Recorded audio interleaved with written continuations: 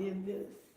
And it was, near the base of Mount McKinley, and it was winter time, I went alone. I did a local campaign on change.org about And I saw. Hey there. Hey Clarence, how are you? I saw. And since But I saw two 11 really nice o'clock last ones. night, Yeah. Oh, I I mean, had a Kodak. this is how many people is from here. Yeah. And there are the names. Yeah, remember those cameras? No. You know what? I couldn't sell it. Yeah. Unless that somebody had transported the one. Yeah, they were here. finished, but I don't know this Vaughn. in the Oh, middle. we're the ones that. But Cynthia Johnson, Ricky Brown, Bobby Moody, and at Mills, where What's he up, was we running saw for that. You register haven't sent all like My 35 Uncle of them. John. No, You Look take at the this photo name. back, you know? in support You know, of these, half the ship with those ones. Renee, Took a bunch of pictures with it and sent Yeah, Kiana, that's, yeah. Jacayla Yeah. White, check one, check No, out. it was like, that's how we used to take pictures. But it's full of people from here, We do them. No. natives of here, and not Send you simply. a big stack of native prints you paid a lot of money for, keep with your eyes The closed. thing I did last night, what I was telling you about earlier, I already got 53 signatures supporting the You Telford. know, and then, Adrienne, and then. Yeah, I have to get back on the horse. The, slides, you know, like slideshows and stuff too. This is, Mr. Nick couldn't get to his attorney today, so he had to go out of town. There's a services. But his attorney is one of the developers wanted to know if we were gonna have first buy. But when I was And, in the early part of my career in special forces, He just wrote we, something, we he learned how was to saying go about on what the field. And the we did- building we or learned how to whatever, relax, and how But, that we, is, the bedrooms of you put change. inside two fuel jackets. But, Two fuel jackets together, and you put your he's arms, still have to saying do all that, that you know, fuel, you know, and they put chemicals in, and you're like, that's we're the one be the first one to work. pretty tough, But but. his what we attorney used to use didn't that get the for letter is, together like saying we back had first before, buy. one of the things that the commission we to be tasked with would be to go, And I get someone have, escaped from Eastern Europe, and then bring them White back. Springs congregation, is Veronica Highly Thomas, classified corridors and. church, and right up here. places and stuff, and so. Her church is sending a letter of In support. the event we were to do that, For we this could project make sure and, we do two things, we fingerprint them, because we could also, we get categorized fingerprints. committing And then we what can put is it it, in a couple hundred hours. Stone cancer, and then we start a line between two. He gave me two copies. Little Cessna. One of them, he put it specifically for me to keep one, so they have, he put my name on the top. But he had two copies, and we signed both copies. Yeah. Hi, hey, hey. Hey, y'all. Hello, Chinaman. Old school. I can't say hello to you, I don't know how to say hello in Chinese. Me, what is it, me how? Me how, you how. Listen, my baby, when I tell you Trey, when Leland was little, Leland, was obsessed with me how Calvin. when people tell me hello, I tell them heaven high. Hello, heaven high.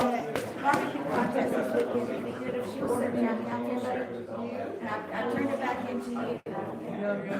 That would be great. So this is the same Probably problem. anything dealing with her stuff. Liability for being for a while. Can't stop a person from volunteering, but you can't wear your council shirt. What? For what? Huh? For what? What can't you wear your council shirt? To volunteer at the hardware store. That's what I'm saying. Okay, hold on, let me send it to you. You go to the email Are we check. starting?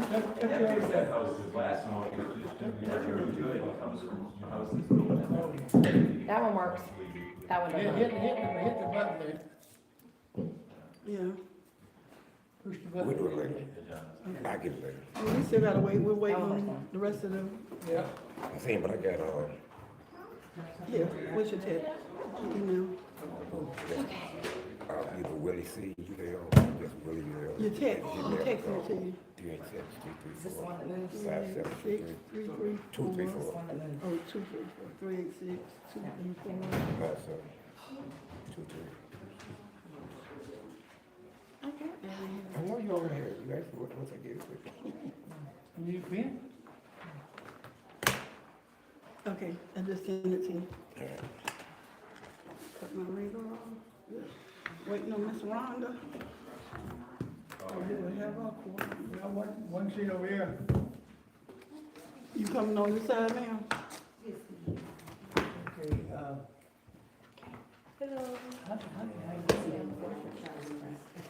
I guess we still need to wait on Leslie or not? well, we should get. She should be pulling up soon. Yeah, of course you wanted to. Yeah. Yeah. I know. I'm gonna have to get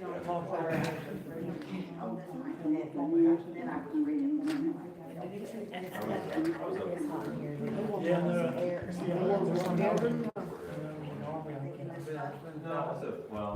Adrienne, what does the thermostat say it's set at? Yeah, so. Hot.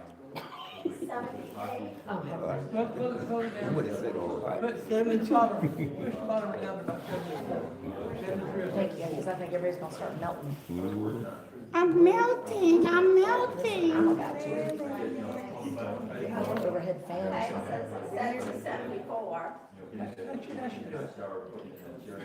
Is it set on heat? I didn't really. Did y'all flip it back to heat? See if it's on heat on the left hand side. It says the heat is on. Oh, I know, she got a copy of this bill. What?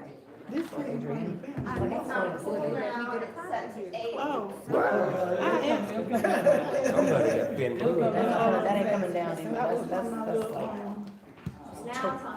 I did a resolution. Excellent, thank you. Why people Something can't just clicked on. town. yeah, 80, that's like a church. Somebody could maybe sit on that. I think Trinians are cool.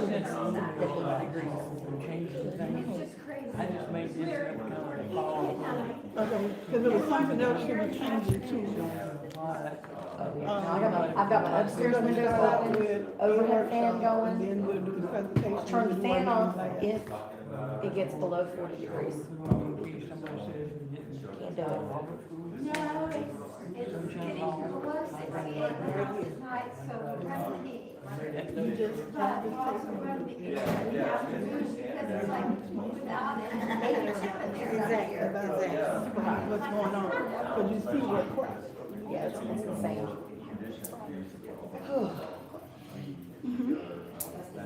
But I'm with it, I got excellent. You got it? I'm with the shit today. Tom. Did you send yourself back there? So, and then not Lan have been here maybe 2, 3, 4, 5, 6.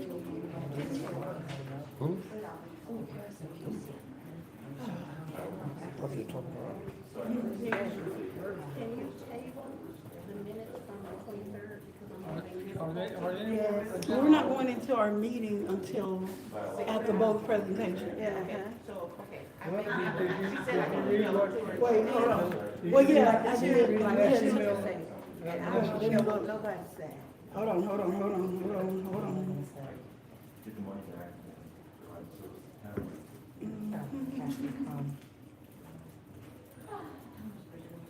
Opportunity cost, you know. You're gonna take something or get something else, but But my thing is, everybody Exactly. okay, let's see. Regular meeting begins. This meeting will include discussion and possible action on committee business. Do we have 5? 1, 2, 3, 4, 5. So 5 of the 7 are here. Because Christina had to drop out, but she's still gonna help with fundraising. Okay. And she's still gonna help with. How's she? Hey. I'm playing. I got water today. Listen, that's my other daddy, you hush. Yes, I do. Ronnie, don't he not remind you of my daddy? Yes. Do he not remind you of my daddy? Just like that. dress up with my shirt like that. And then the closer you get, the Shirt's on her. energy faster goes. Yeah. Oh, boy. He said I want to be a church meeting. It's a distraction. This distraction couldn't stand, my God, this is what a pen is what I'm about to do. She told me she was supposed to have been here, ahead of time to set up her equipment. She probably in traffic. But there've been so many bad accidents on all interstates. Yesterday, on Gaines, the day before, both on 75, they were back up. Cause Gina them had to get off and go home a different way. And then we picked y'all, oh, she gone. They had one, y'all probably had one yesterday, right, on 95? Accident when traffic was backed up, when y'all were coming back? Both? When y'all were coming back from Orlando yesterday, wasn't the traffic backed up too from an accident? Oh, was that the turnpike? Oh, both. I know 75 have had a couple of days of it, 10. It's been, okay, we're gonna get ready to start. But what I had told her was that we'll go ahead and do because I'm not letting anybody interrupt once the developer starts. Right, so we would start with the, I had seen it, I thought she'd send another one. And the only difference is we're just gonna start out with the workshop. Not the developer presentation, but the workshop, so anybody has like say, read, and listen, or whatever. And once we get started, is that not it right there? I'm asking. I didn't want to just grab up the stuff. No, mine is right here. Every meeting for 5 minutes. I need to get that back to class. Y'all want a copy of this? You want a copy of this? Okay, I'm gonna go get a copy of this made for them. So the board members, I have everything that I have, so it won't be anything I don't have that they won't have. We also need a copy of the developer.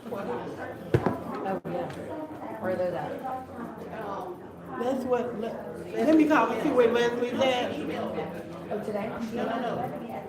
Send the copy to Sunita, you got it? She emailed it to Sunita. Okay. She's copied on it, but I can forward the email to her and just ask her to make copies. Okay, of this, that, and ask her if she Will you pass that to me, please? reprint the articles of incorporation Okay. and the new MOU. I sent you the new MOUs, right?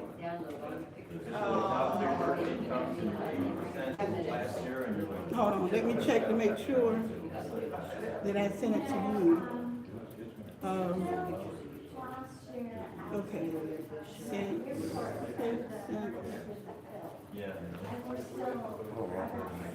Go here. I'm going to send it to you now, just in case.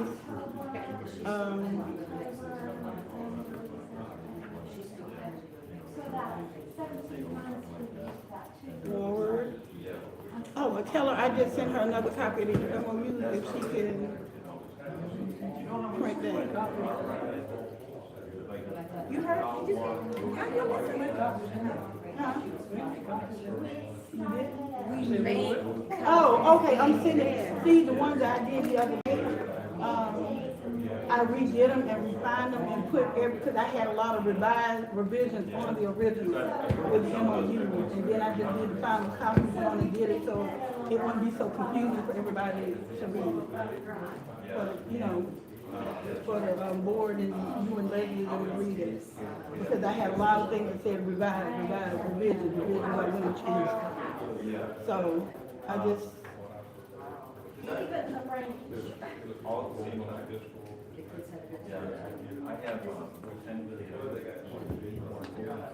Alright, I'm gonna go tell her what I need, what we need. You already told her about the question? For the development? Okay. All right, well, I'm gonna go get the copies of these articles for the for the board members. I gotta let this feet up, this ain't gonna work all the way down here. Did she didn't answer yet? Like you finna vote for issue.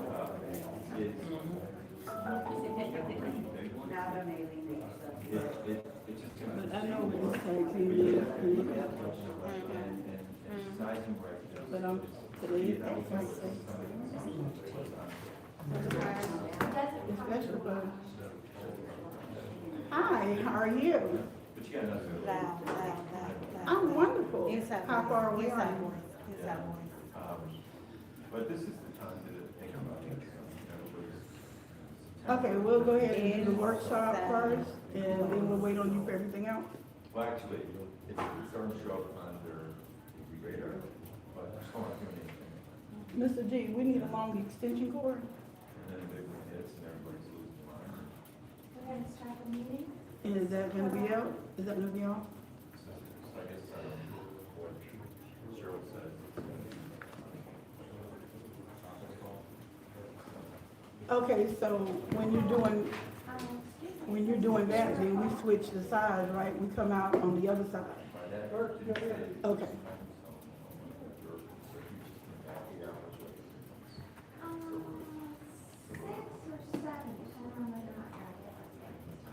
Okay.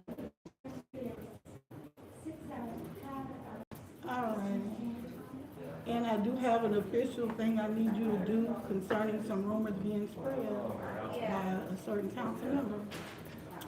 And, oh yeah, she did something else today, because I had the lady from Toys for Tots call me today about 2 citizens from here. But I don't know what the purpose was, but that's not gonna hinder my breakfast with Santa, period. And I'm seeing a lot of nurses, she can hear me, know I'm talking to her, and she sees I'm okay about the day X like seven. Okay, well, I will see you when you get here. Huh? Get a class. Yeah, boy. Okay, we'll see you when you get here, be safe. You get one side, I'm gonna give it a total. See, when you wait. When you know when you know, I don't care, I understand completely. Yes, I do. When you dealing with jackasses, what you have to do is keep them in the field. I'm not gonna mess up my breakfast. She still can't mess it up, cause you're not gonna allow it. So somebody ignorant, you gonna get low with them? When I drop it down, flow to the flow. Not today. Hey, me Somebody fall out and you can't pick it up. You hush. No, let me go get these papers and we're gonna get started. We'll be getting started in a few moments. We're trying to give the attorney time to get here.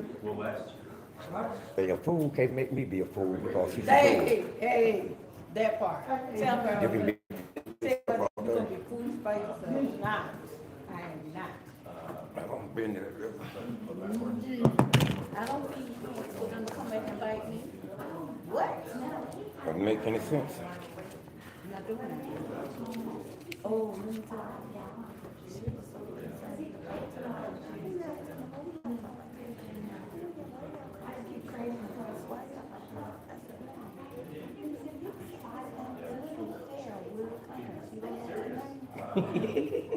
Boy, she looks so good.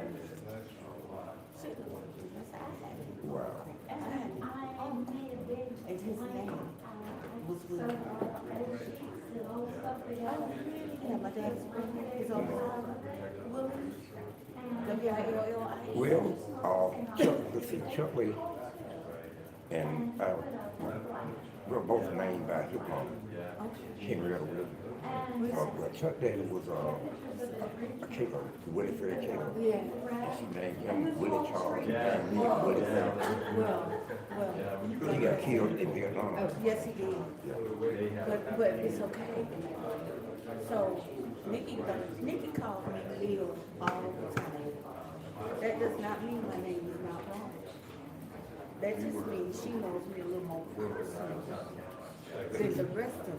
Hey, I had a person, I'm not gonna call his name, come to me one day and said, hey, do you know who Willie Udell is?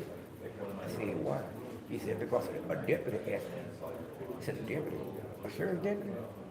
And I said, I'll check into it and try to find out who it is. It was me, but they were looking for me there. You went to no warning letter. I just say, hey, it's me. You don't know who they're looking for. Why you gonna tell them I'm out seeing people?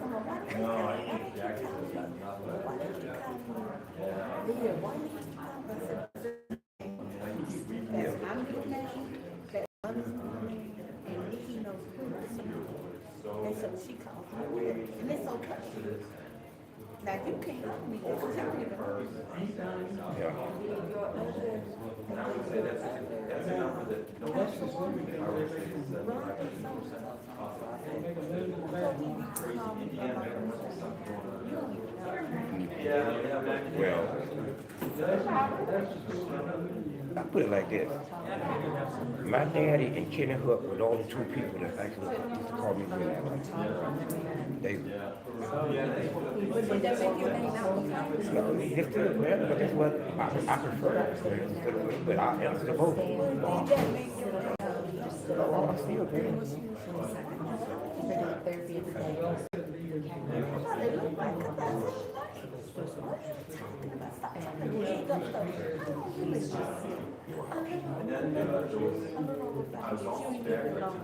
Shut up. What I'm trying to say is, Right. you don't know. You don't even know that. Please be quiet. Say less. Like, pay less. Say less. Well, I look at it like this. Serious about that. You can be silent and let people think you're a fool. Thank you. Or you can open your mouth and And prove you one. everybody will know. And you prove you one. You have proven that you are. and it was like, they just put out fire alarms. Everything, the trail vehicles, like an IED. And then, the morning will be. 4 miles,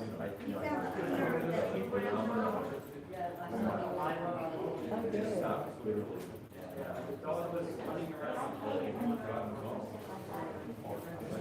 You found his owner?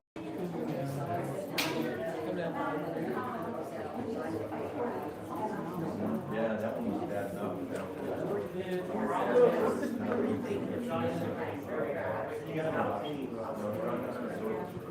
Yeah, maybe.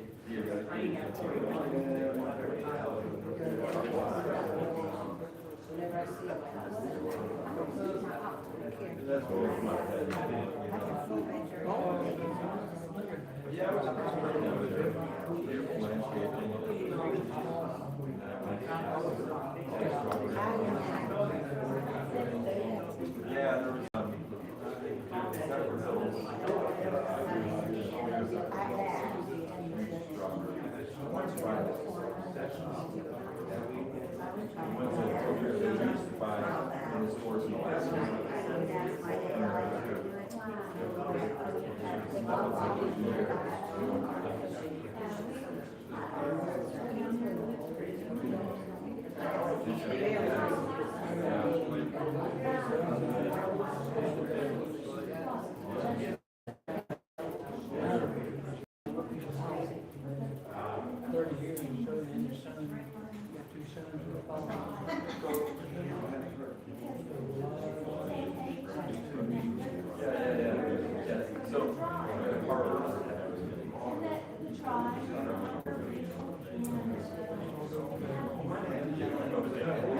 So is that what they lived? Was it that house?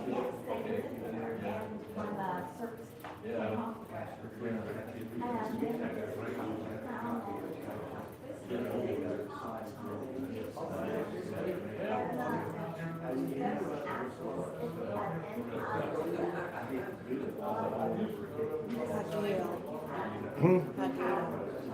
I left her cutting collars. I trumped a whole of a bin of collars today out of my yard, and I washed the greens all day, and she said cut one.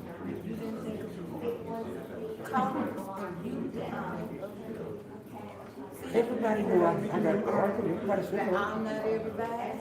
You can send them to her. I really do. That's what you said. No, I literally didn't know you.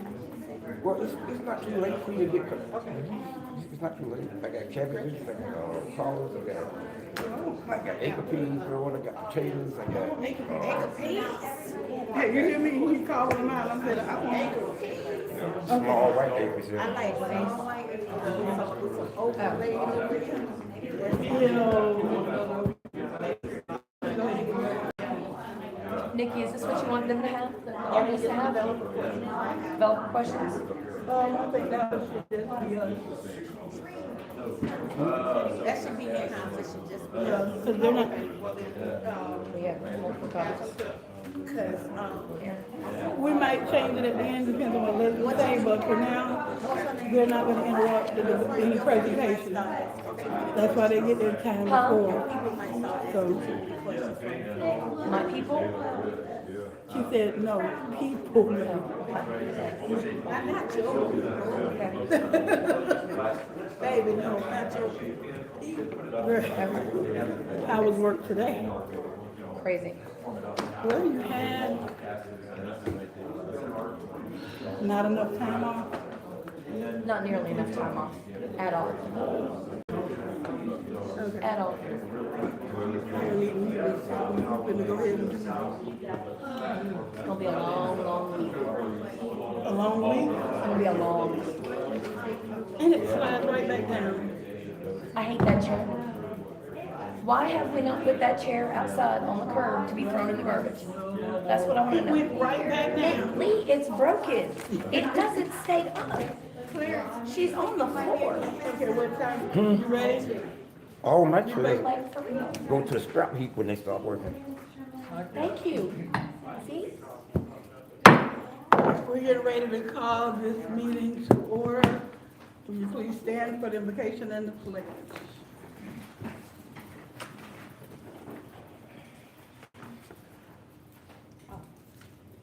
Bow your heads, please.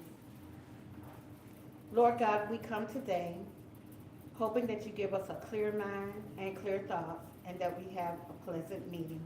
In the name of Jesus, we pray. Amen. Amen. To the flag of the United States of America and to the republic for which it stands, one nation, under God, indivisible, with liberty and justice for all.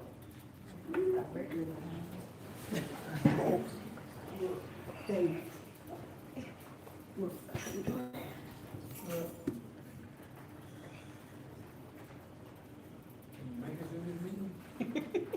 With this chair, I don't know.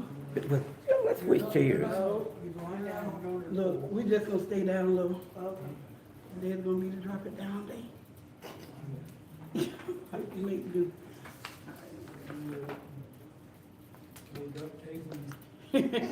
My mama fell across the sofa under the shed yesterday, tried to sit on the edge of it and flip over. Okay, this is the revised. I wanted to see what 95-year-old person falls. Okay, we've changed up our agenda for a little while. And we're gonna start out with, community input in the workshop, citizens from the floor, which we considered our workshop, until we start with our developers meeting. Throughout the process, please do not speak out of turn. There will be times to talk, and while the developers are doing their presentation, you will not be allowed to interrupt. So is there anybody who has anything they would like to say? If so, come up to the front, state your name, address, come to the podium. Yes, my name is John Warner, live at 10622 Kendrick Street, White Springs. Today, I talked with the state attorney, I talked with the Hamilton County Sheriff's Department, and I talked with the county coordinator. And I asked them one question. Can a town government assist in any organization to develop piece of property, to use town personnel on the property, to use town personnel for the property, or, you know, and what I got back was, they said it's illegal for the town to do this. And they says, one of the very reasons, and even the federal government cannot come on to property not owned by the federal government and do work on it. And they say that's the reason why, like, when there's a storm and trees go down, all the trees have to be brought out to the town, to the right, on the road, to the right of way of the road. And that happened to me, because I had a large tree fall in my house. And they, actually I was told beforehand that FEMA would not even come onto the property. They would, in order to pick up that tree and take it away. I had to get it out onto the tree line, beyond to the road line, beyond the fence. And, you know, they said that such actions do occur, for me to notify the sheriff. And who was it you spoke with again? The state attorney, the sheriff, and who else? The county coordinator. Oh. Auditor, auditor. That's The county auditor? yeah, Hamilton. But this is the And same I county? talked, his name was Oh, Gary Price. Gary. Yes, Gary Price, county coordinator, Sims County manager. yes. Right. And he Gary said that, Gardner? that's very Is the illegal. county coordinator? Gary, Greg Is it is. Greg is the county clerk, and Gary is the He's coordinator. the other coordinator. Right. So this is the same entities that just purchased a bunch of private properties and are now renting them out? They can, it was owned, no, what you just said, the county bought the properties. Okay. Now, So, if you buy the Telford, okay. if Well, I town mean- buys the Telford, then Okay. all that's all. Okay, was there anything else? That's it, so Okay. I, Anybody else? May I clarify? We'll do ours when we have our actual meeting. We're gonna let them, go ahead. Misinformation My is name is crazy. Adrienne Sasche. I live at 16560 Judith Street here in White Springs. The last meeting, I requested a copy of the business plan, and it was my understanding that it would be forwarded to the White Springs Historical Society so that they could post it on the website so that everyone could see it. Because I was repeatedly told at the last meeting that we've already distributed that, but I don't know where it is and I can't find it. And I would like to see it, please.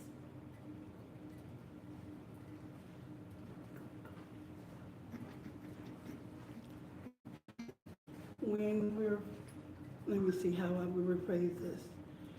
The business plan does not belong to the town, it's part of the Friends of the Telford. He does have a copy of it. I am gonna give Nick a copy of it. But it was some things that had to be changed in it. When we're completed with it, then we'll make it available to the public.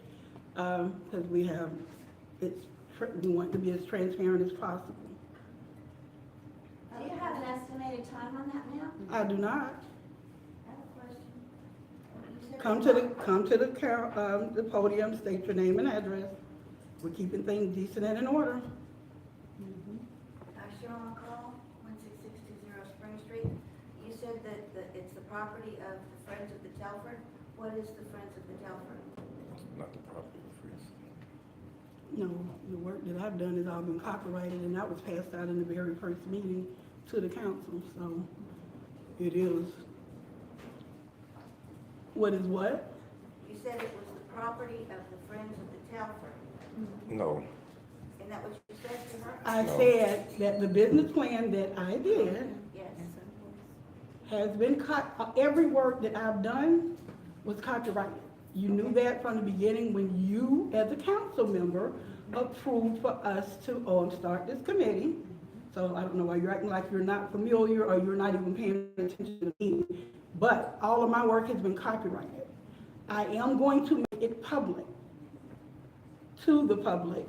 But until we decide how this is going to work, what we're going to do, as the redevelopment board, whatever we do is part of the town. But the work that I've done on my own is copyrighted and belongs to Nicole Williams, and it's at the bottom of each page that I gave you all in the beginning from back in November. And I do not have to make it public as of yet. Once we decide as a committee and as the town what direction we're taking, then it will be made available.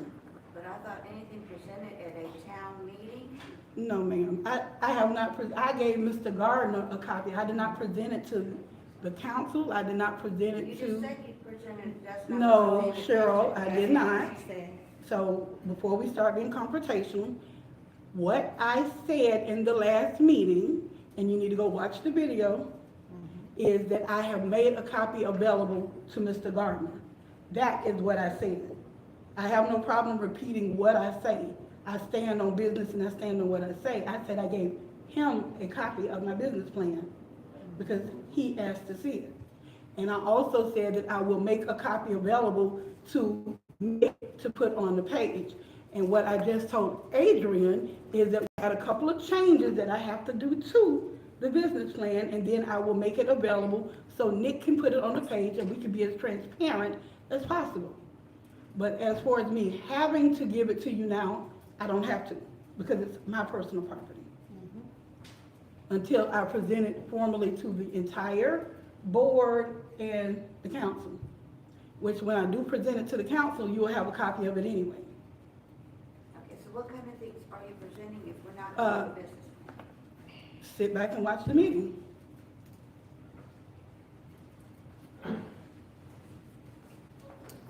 George Tuidor, 16511 Judith Street, White Springs.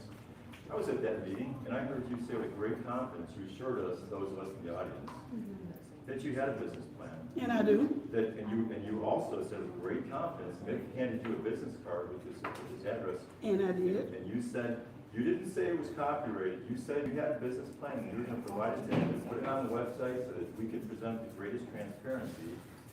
And that's contrary to what you're saying today. That is not contrary to what I'm saying, George.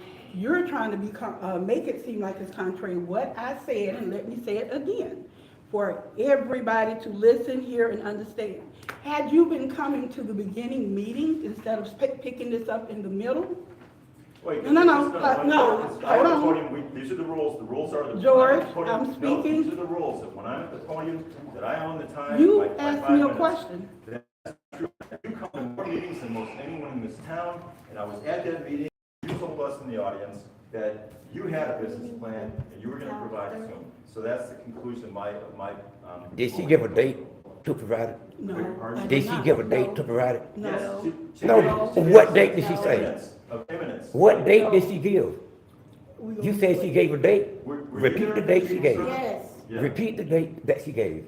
Were you there at the meeting, sir? It doesn't matter. What date did she give to release it? She states he gave her a business card. She told us in the audience, because this has been a big issue. Okay, let's get this back You've under. broken into my 5-minute period, and I'll close it out, and then I'll take a seat. Oh, But- please do. Yeah, But let her the, speak. but the Let her point is speak. this is the greatest concern of everyone in the town of what are you gonna do with this place? And you said, I got a plan, I got a business plan. So let's see the business plan. Don't kick it down the road. If you wanna be transparent, then put it out there and you can edit it or do whatever as things change. But that's where you left us on last Tuesday, 6 days. So you're telling me, last Tuesday, I gave you a specific date. I was No, on- ma'am, you didn't give us a specific Okay, date. there you go. Have a seat, please. Thank you. I don't get it, because you don't have a plan. This is too much. What I said, and let me reiterate for the 10th time what I said. I said I have a business plan. I said I gave the business plan to Mr. A copy of the working business plan to Mr. Gardner. That's still in work. I said that I will make it public to the people so I can be, I'm not shouting at you. Yes, you are. No, I'm not. Adrienne, you're speaking out of turn. Can you please stop? Can I ask a question? Now, what I What said. is all the hostility about this? I just wanna know. No hostility. Personally, I do want to know. Sir, no hostility. Yes, it is. Asking for information. I can feel they stabbing at me, sir. Okay. And now, is it Now, what I said, and I'm gonna go, and I can go back and play Nick's video if you need me to. What I said was, I had a business plan. What I said is that I will provide that I gave Mr. Gardner a copy of the business plan. I said, when she asked about seeing it, I told her I will make a copy available. Mick stood up, handed me his business card, so I can give it to him and he'll put it on the site. I never once said it would be within the next day, 2 days, 2 weeks. I never gave a specific date or time that I was going to present my business plan to the public. Now, as far as the stuff that I've done that was copyrighted, and you have, what, all 5 council members are here now. When I did any of the work in the beginning, starting from last October, is it right or wrong, everything I turned in from the beginning had copyrighted for Nicole Williams? Everything dealing with this Telford acquisition, Leslie, was that not at the bottom copyrighted? We did put that in the bottom. Thank you. So therefore, Cheryl, it is my stuff, and I make it available when I make it to the committee first, then the council. Everybody will have it, Nick will have it on the thing. I never put a time limit on when I was going to provide the business plan. Okay. But Adrienne, you will get the business plan. Thank you. May I speak, please? Now, all of this is still in the preliminary planning stages. I would know why everybody want to know what the formal and finished plan is going to be when it hasn't even been started yet. I mean, I don't understand. We're just in the planning stages, trying to get things worked out, trying to figure out how we're going to raise money. We're going to try to get softball field, all that fixed, and do concessions. But I'm still, that's my personal thing that I'm working with guys. But it's going to be presented to Newman to get them guys to come out and redo the softball field to make it look presentable. And then maybe we can get the stolen bleachers replaced that was stolen from out there. And I mean, we're just trying to plan and work out a plan. Nothing is found. And you guys are asking for final answers. And nothing is found. We're in the working stage. That's it. Okay, Leslie. Just a moment, she needed to say something. Was the issue about whether or not the community could see the documents that you gave to Mr. Gardner and the committee? Well, see, I haven't given it to the committee. Mr. Gardner asked to see my business plan. I gave him a copy of my business plan, and it says working business plan. What I said to Adrienne was, I have not made it available to my committee yet, as well as I said I was going to give it to Mick, and I told her I had some things to change on it.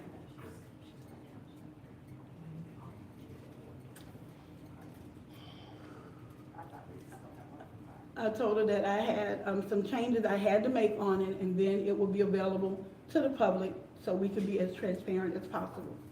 And then it came up all of these other things about I said I was going to do da-da-da-da-da, and that's not what I said with the twisting of the words. I'm starting to get other feelings. You know. And I've seen it before in this territory. Born and raised here in the 60s.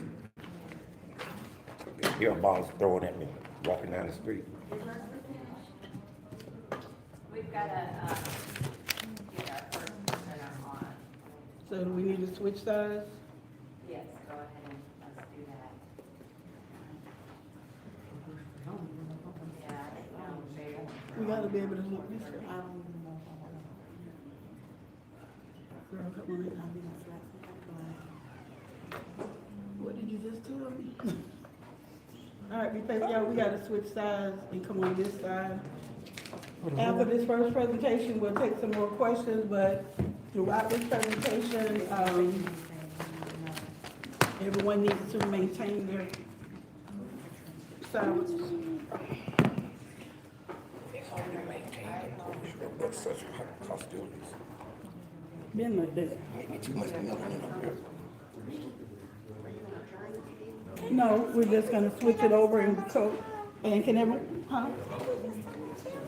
Y'all can probably see from that side, but we're not gonna be able to see on this side. So, we gotta switch over. So,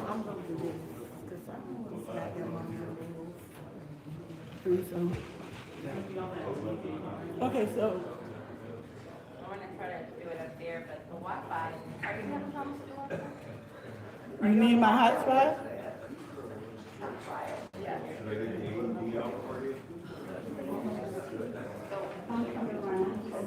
Wi-Fi.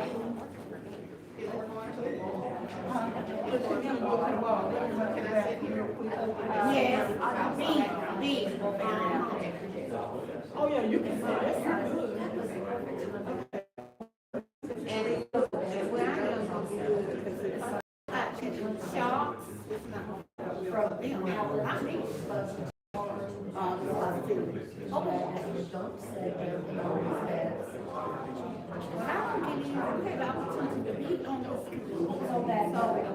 You tell us not to.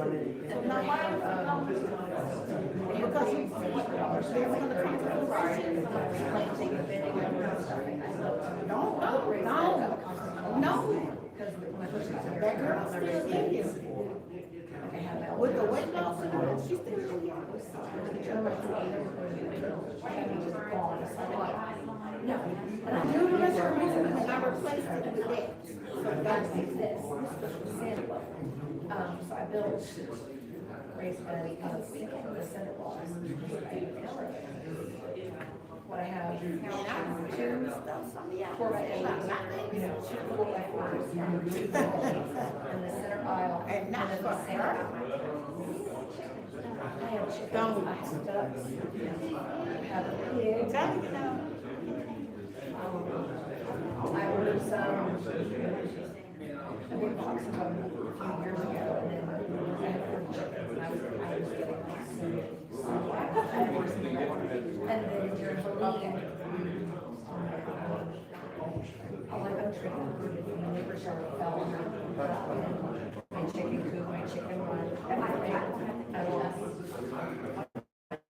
all, I mean, everything got one now. And my turkeys were chopped. Yeah, I'll go now. Are they on yours? Like, do you have Wi-Fi? They're on Whatever, they came with their names, turkeys are more like, they're like dogs almost. And they come with their names. I've got, trying to use my phone. It was all fine.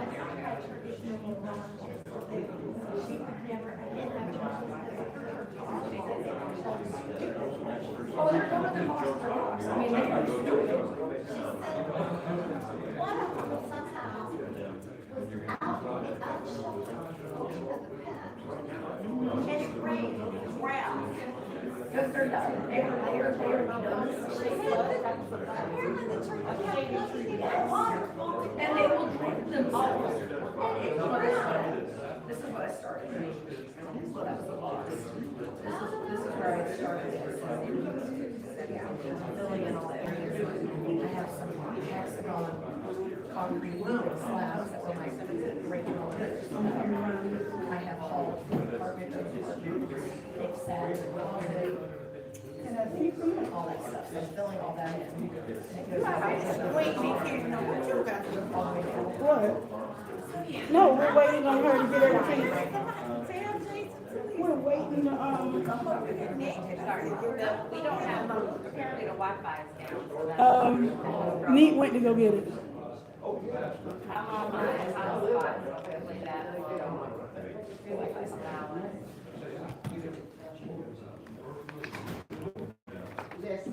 Yes. Or is it gonna rain? Okay.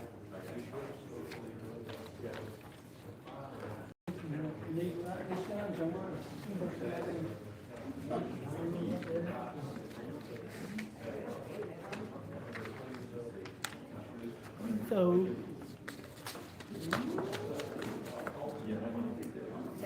did you do the, you gave me the thing with the question on the big paper? Oh, yeah, it is, right here. It's only one. It was just, this, no, you didn't get one? Yeah.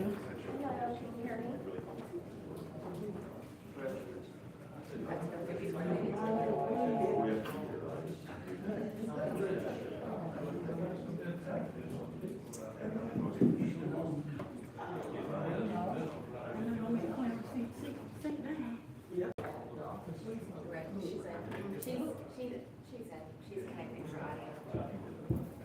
We haven't had a chance to.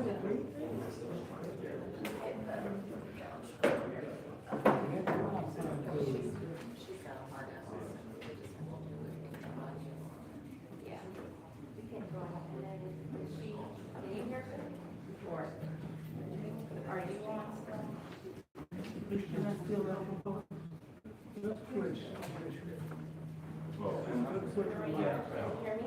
Yeah. Yes, I can. Okay, great. All right, let's go ahead and get started. I thought we.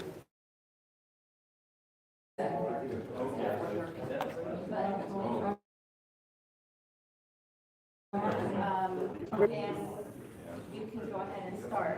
Yes. All right.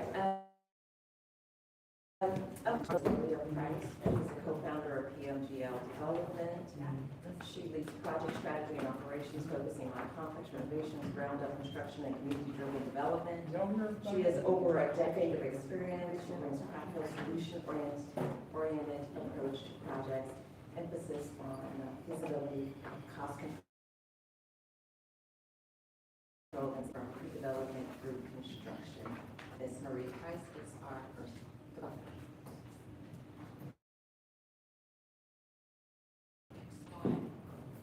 Good morning, or good afternoon.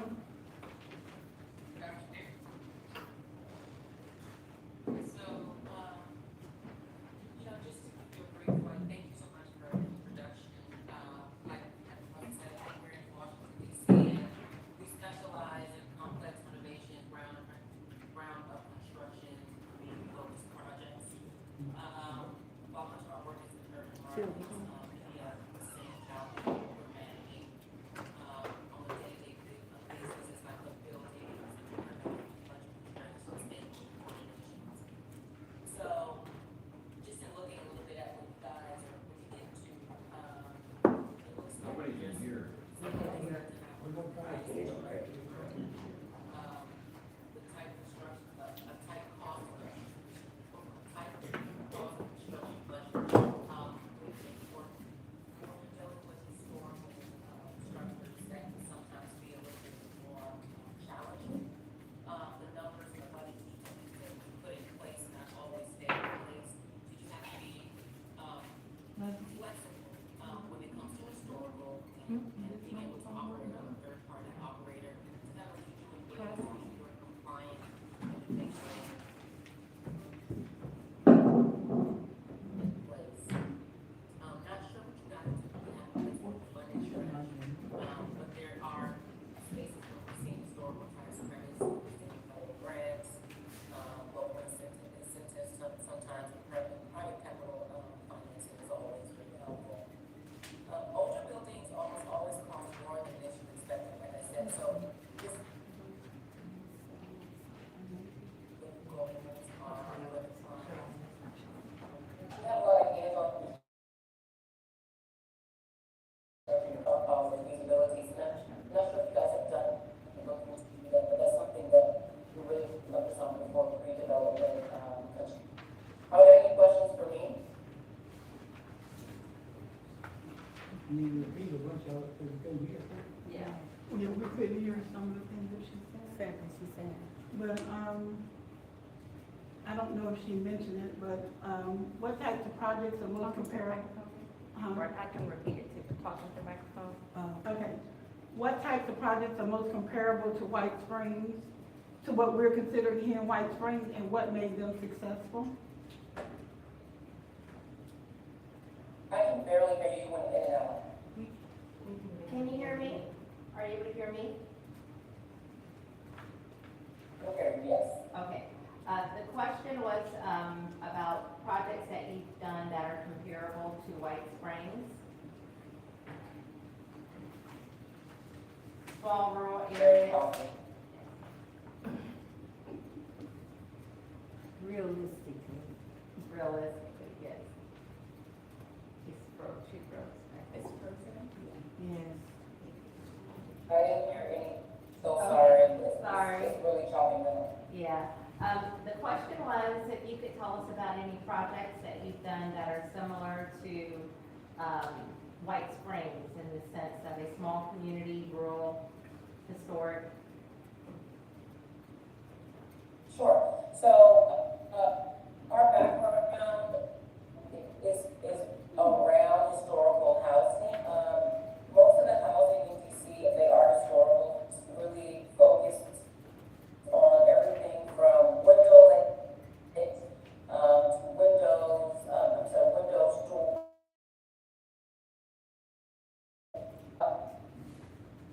if you touch that. Okay. So the material is very, very thin. Sorry about that. Finding materials that are comparable and still functional. I'm sorry? No, you can continue. I'm sorry. Go ahead. Okay, so yes, we would be very focused for the most part of historical, because in Washington, a lot of the buildings here are historical. So we have to go through certain situations where we have several with the city to make sure that we are in compliance and the correct material and making sure that things are still in the state. That's a residential side. We do have experience with historical. It's one of our big items that we kind of focus on because of well, most of the housing. So we're talking about air conditioning, we're talking about plumbing, all of those things need to coincide, stay in compliance, bring it up to speed, but still being mindful of the material we're going to use, important and imperative. Okay. Any other? Have you all done? Okay, go ahead. Not yet. What did you say? Have you all done a feasibility study or no? No, not as of yet. We're waiting on, to see if the county will help us with the fees to get it done. We have a proposal that is going to go before the county to see if the county would be willing to fund a feasibility study.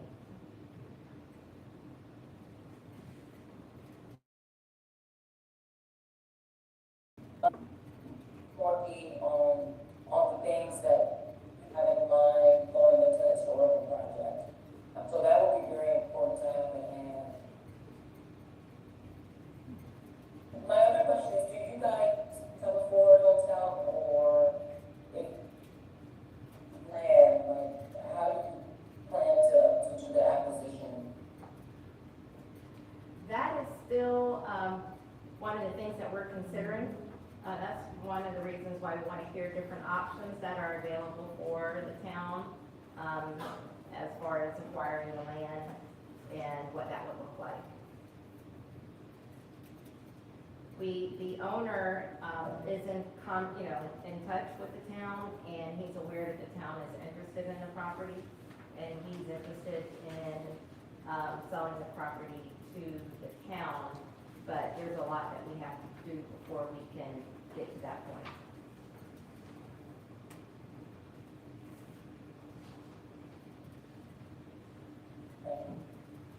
Questions?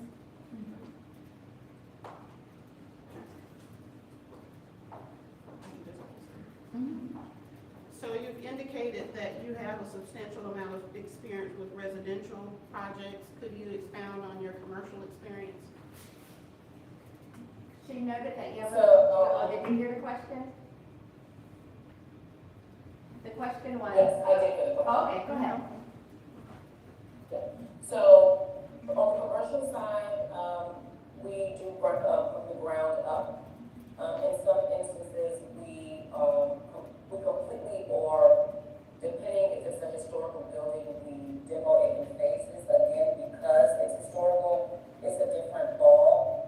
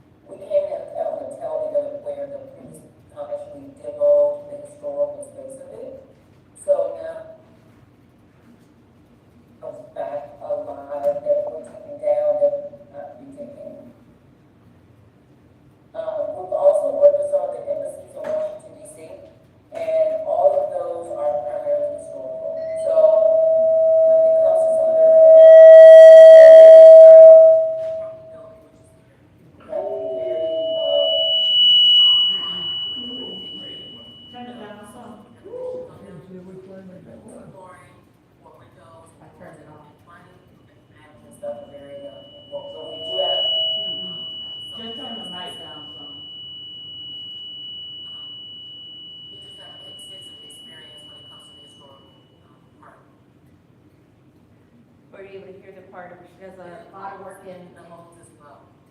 DC with embassies, and most of those are historic buildings. Yes. Let me see if I can, I know she has to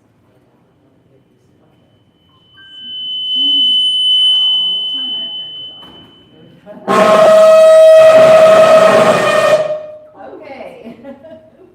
Somebody should close or something.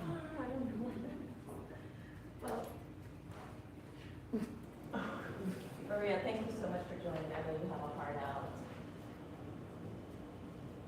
Yes, absolutely. I'm happy to answer any other questions that you may have. Well, she said if there's any other She questions. said she was happy to answer any other questions. Did she answer the one cause I couldn't really hear What was the question? The about the P3 model and the build structure, dealing with the P3 model. Ms. Peace, are you able to give us a little information about how you have utilized P3s for some of these projects? And what they look like, what that type of P3 look like? So for the papers that we have done, they're private partners that the development and execution. So it's third party, because it costs. So, things that are very important are like the acquisition, the stabilization, and everything has to stay in order. So when we do these increase, we definitely, it's almost like a combination of more private funding and some funding from the city. So, and they're so involved because it's historical. So they do have an interest in it. And some areas are more lenient than others, but for the most part, the historical part is very important. Will be fine, follow accordingly. So, like I said, sometimes the budget starts on one number and just moves into other spaces and you look into to make sure that you're compliant. Okay. Thank you so much. We know you have a hard stop at 5. I'm sorry we got started a little late there, but we really appreciate you. Thank you, I appreciate you so much. Of course. All right, take care. Okay, you too, bye-bye. Bye-bye. We got a tech break. Can we take a tech break? What time are they coming on? The next one is at 5:30.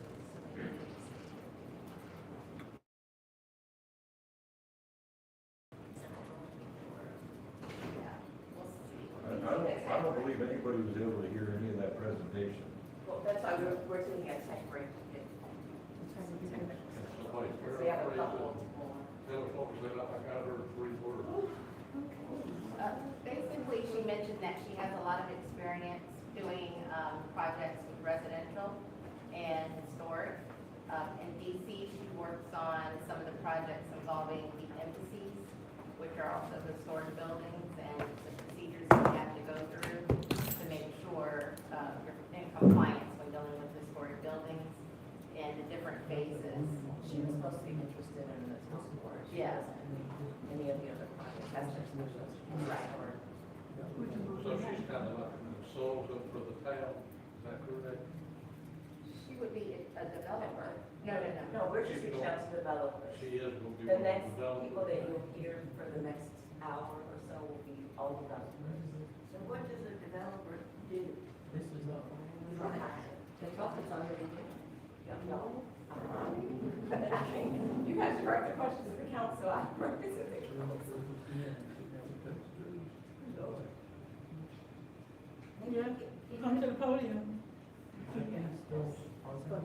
If you want to call a meeting back into a general meeting order? Well, No, we need to we get take the no, tech, we we need to just- take a break for tech before we bring. We're this doing up. a break, but if you're gonna make a comment, it's best when you come to the podium so we can be able to document it and send it to you. And we take the last of it. So it just won't be talk from the floor. It'll be official statement.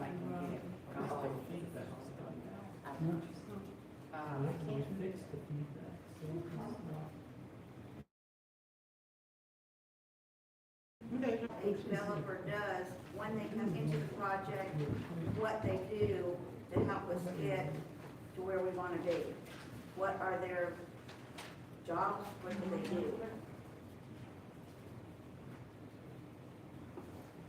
You want me to answer? A developer is a company that provides oversight. They take a plan from a town and they provide oversight of a project from beginning to end. So they identify, in this instance, that there's a proposal of creating a P3 partnership. They would help to establish the rules for all of the players, so the investors, the town, and the entity. They would explain, as she was explaining her background, you can't hear me? No, we couldn't hear her. Oh, okay.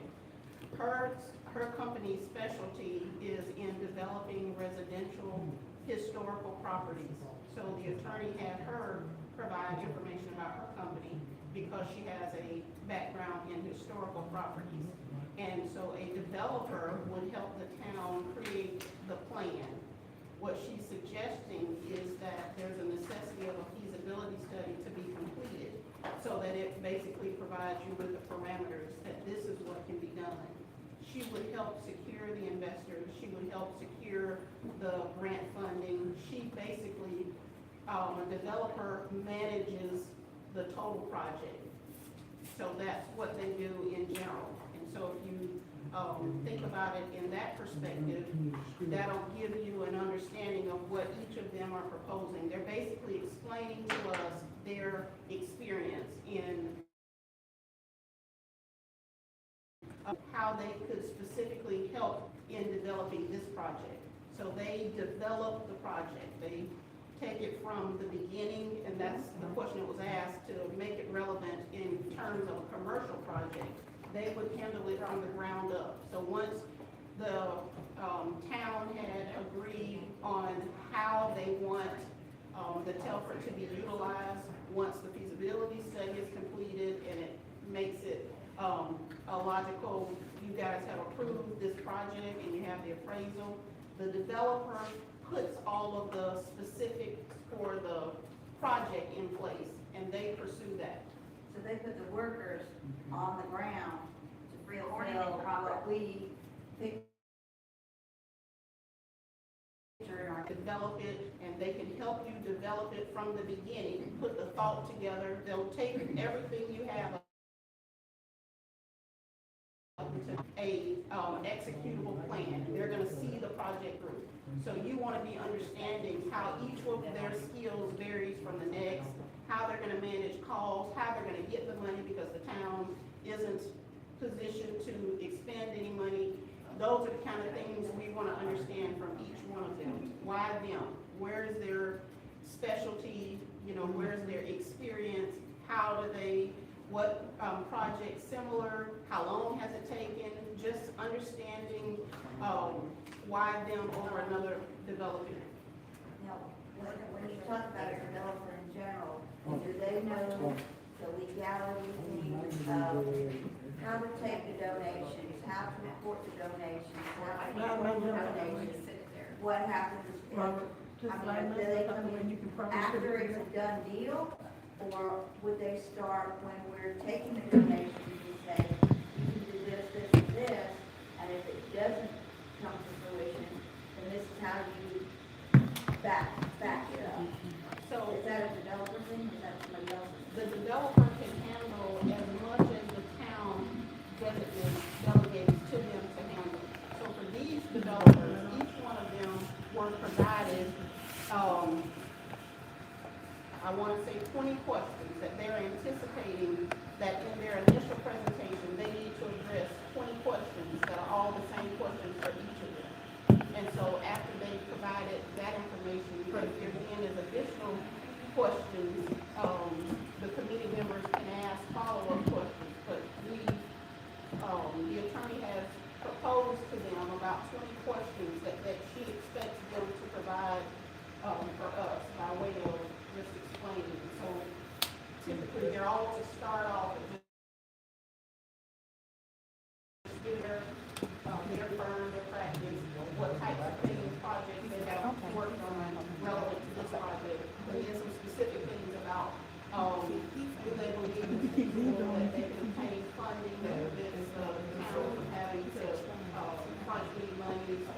Somebody's waiting. Just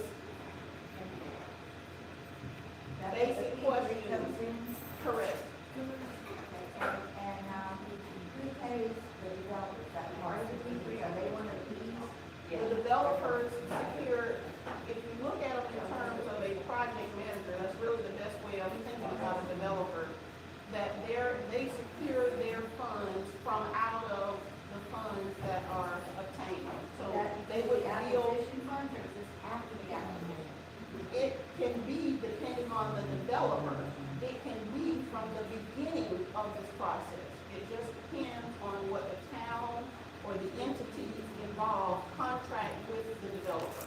So they can cover as much cost as it is agreed. That particular developer, what she said was that her firm, for the commercial project, they acquired all of the costs from the ground up, from the beginning. When you say acquire, That was her statement, that when they worked on commercial projects, they absorbed the cost from the beginning, from the ground up. And she didn't expound because we didn't ask her to expound, but those are questions that we can request follow-up for her to explain it. But my understanding of what she said was that the arrangement, the investors that she secured for the project cost up front. But we didn't ask her, were there situations where she started a project and something happened and it didn't go through, and how did they handle any private investment funds? That's a question to ask, but we didn't ask her that question. okay, and she handles the, end of it by getting investors, and we handle, like Nikki's doing with the donors, we handle that end of it, or she handles both ends of it? So the relationship you have with any developer is based on contractual terms. So the town and who's handling what. So it's not just predetermined that just because you get into a P3 situation, it's something stated specifically. All of those terms are negotiable. So they would be negotiated. Are they negotiated at one sit down, or as you go through it? I would imagine you all are going to negotiate it before you decide on any developer. And if you submit an RFP, it's gonna spell out all the concerns that you have, and each one of them would be responding to those concerns before you select a Do we developer. have input into these 20 questions? That's beyond what I can explain. I would imagine your town council. Oh, you said turn it back like it's have it. I heard it backwards. I swear. Turn those on so that we got Okay. I hate that. it's dark in here, but at least there's something. Why is it? I can't move the focus. You gotta do it manually, it's the only way it works. It only does it to an extent. Still got 20, 25 minutes, we good.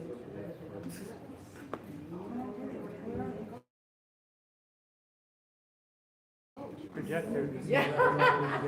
Did anybody want to receive the questions that have been,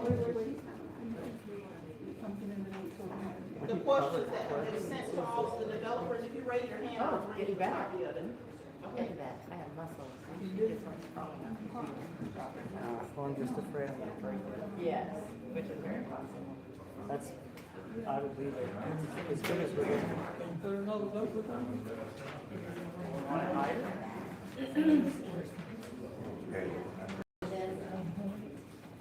They go for my That's all.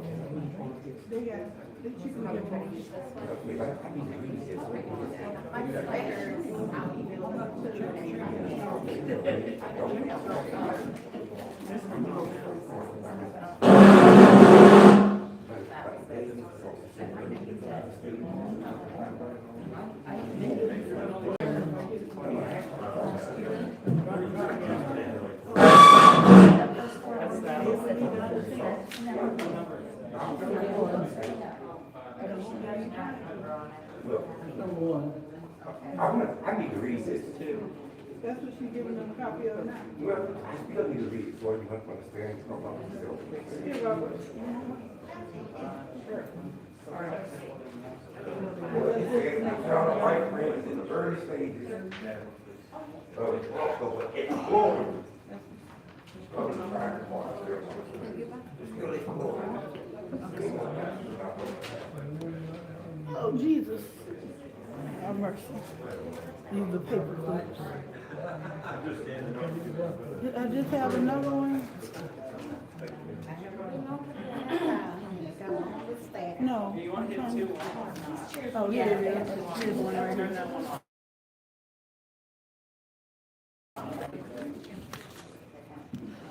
The expression part, I should explain a lot.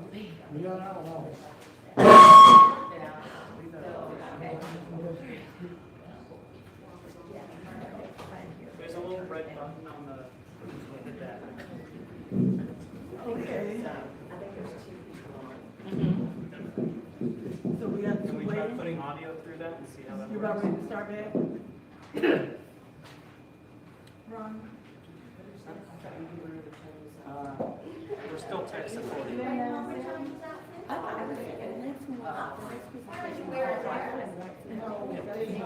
Yeah.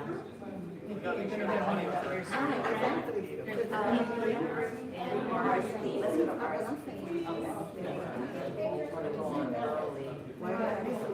But I think that.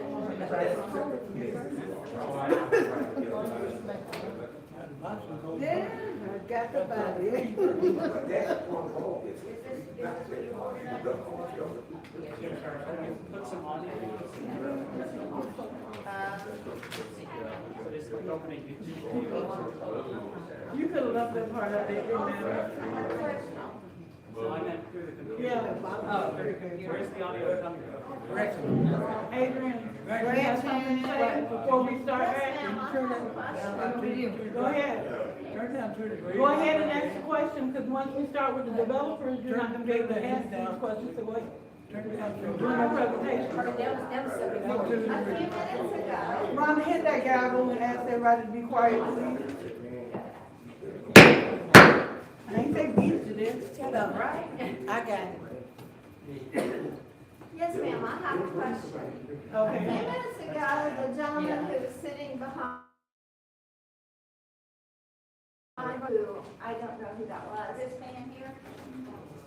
Mr. Yeah, Udell, It's been on YouTube. I don't know who he is. I'm telling you who he is, Mr. Udell. I'm sorry. who- Mr. Udell.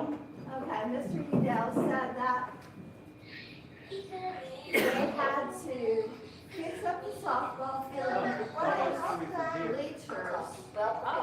I'm really confused. What does that have to do with the Telford Hotel? Ma'am, I can answer that question. If you were talking about what Mr. Udell said, this is not just about the children. This is the White Springs redevelopment committee, not just children, the entire town. That's how That's, this agenda our focus is on the entire town. Not just You one might be entity. honing in on just the children, and that's really ground, but we're talking No, I'm not about. bringing out. And what that had to do with this. He was just explaining all of the different things that we are trying to do, not just with the Telford, But for but the mostly, town. in his opinion, most of the hostility is coming towards anything dealing with the Telford, is what he said. But he said we're working on more than just the Telford. And that could bring in funds to pay for a feasibility And study it's, by sponsoring softball tournaments and selling concessions and raising money.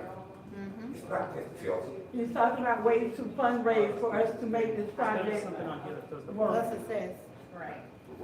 I was just confused. I didn't see how it fit with what. It's all part of the. You would have to list. It's all part of the new committee that was, used to be Telford Committee, is now the Redevelopment When was that announced? in a meeting, In the meeting, by resolution, That's ordinance. Yeah. so. Y'all formed that has information. You were out of town, that's when you were gone. You missed that Yeah, one. we traveled. Yeah, I know, you made most all of them, but you were out of town, so. Okay. yeah. All right. I I just was thoroughly confused about what that had to do with And I would anything. have clarification. Now, we're not focused on the Telford. Okay, I would like That's to. the public project. I would like to. Focus on the entire town. Hello, That means- Judith McClure, 16630. Hold on, Judith, I didn't hear your address. Wait a minute. 16630 Spring Street. 1-6. Instead of calling the audience here hostile, I would prefer to see them as citizens asking questions. They want to know what's going on. We don't know who the Friends of the Telford are. We don't know if the Friends of the Telford are gonna own it. We don't know if the town is gonna own the Telford. We're asking questions, and then we'll see copyright. How can you copyright what belongs to the town?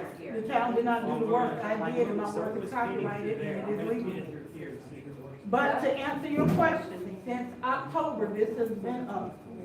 Now, if anybody has been following any of the council meetings, watching any of the, we formally formed our committee at will of the council by their recommendation.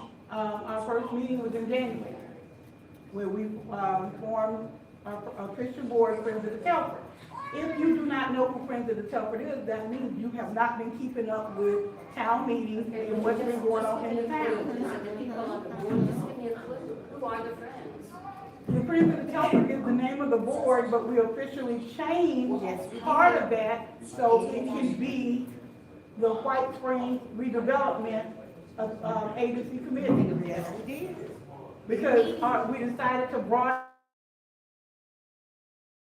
our thoughts beyond the Telford and not just concentrate on the Telford, but for different things that we can bring in to promote tourism and economic development for the entire town, not just concentrating on the Telford.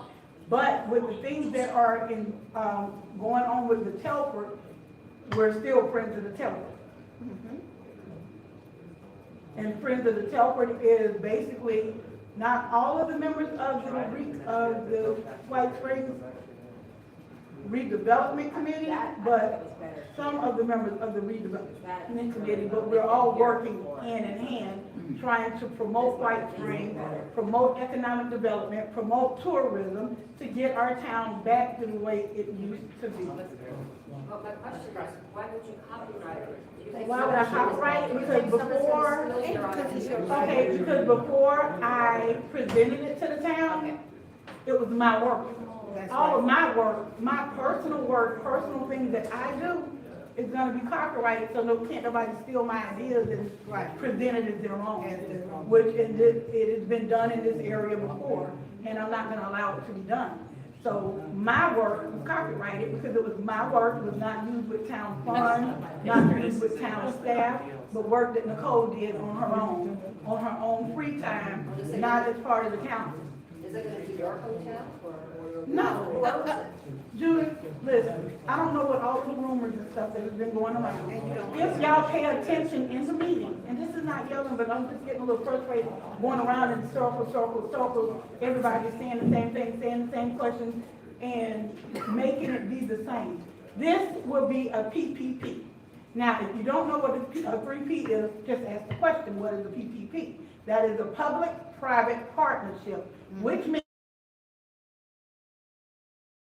the Friends of the Telford and the town of White Springs will form a partnership that will allow us to acquire this, and the town will own that building. It will be town property, public property. This is done so White Springs can have something and remain part of White Springs' legacy and history. We do not want it to be like it was with Southampton. We had 2 historical buildings left here that was public. Southampton was one. The city, back with that previous council, decided they did not want to acquire Southampton, which we lost a great asset. Yes. Because now we do not have the gym, the football field, the playground equipment, the buildings, the kitchen, all of the things that used to happen at Southampton is no longer allowed because it's private now. What we are trying to maintain. They're in the waiting room. Okay, well, we'll finish this another time. Just go back and look at the meetings, look at the paperwork. Okay. They're available. And she got to let them work, she got to want people to come to the town. Crazy. You need to stop now. Brittany, are you on?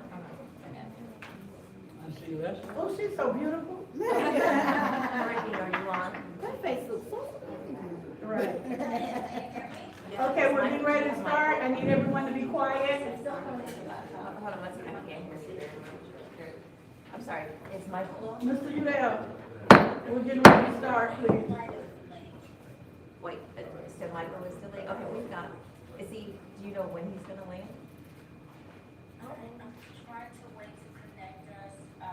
You know what, we have another developer on, I'm gonna put you back in the waiting room, and just, if you could just text me, and then I'm gonna take the developer after you, that's okay? Stop by there and Just get give me an that update. bag from Grace. Stop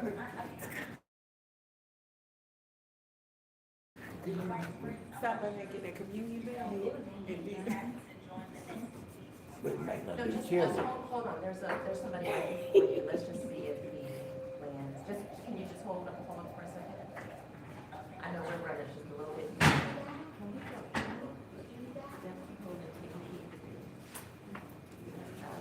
This group is the next. I do.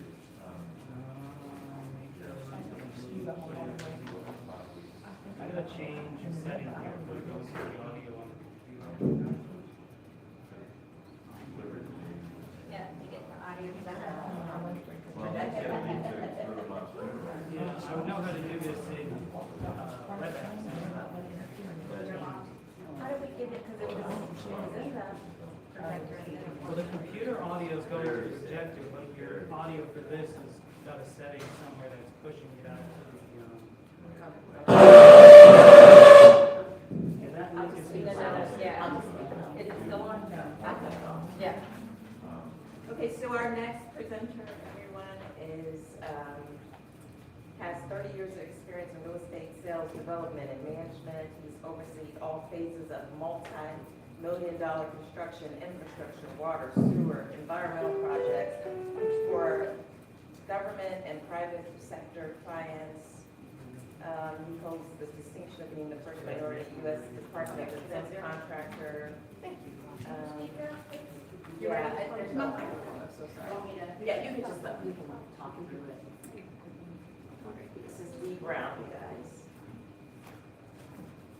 Oh, and a respected thought leader in public-private partnerships and urban redevelopment.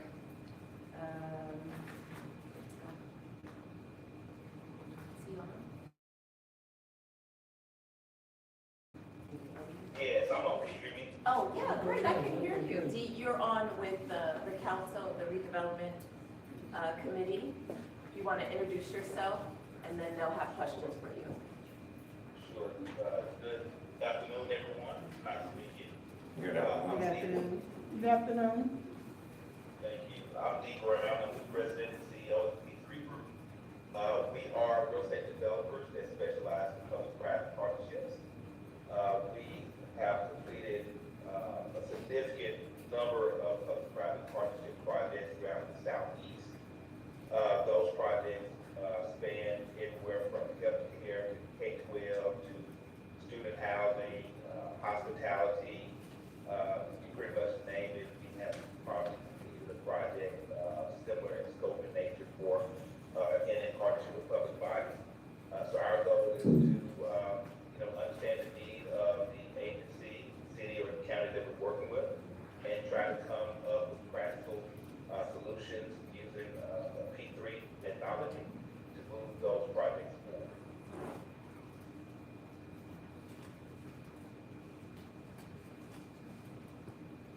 Did they get the presentation? Yeah, he has the questions. If you guys want to go through your questions.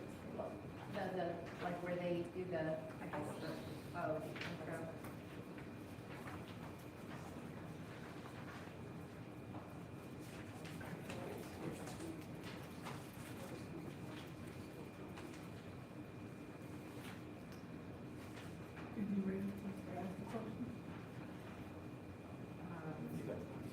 And they have the questions, right? Did we send them?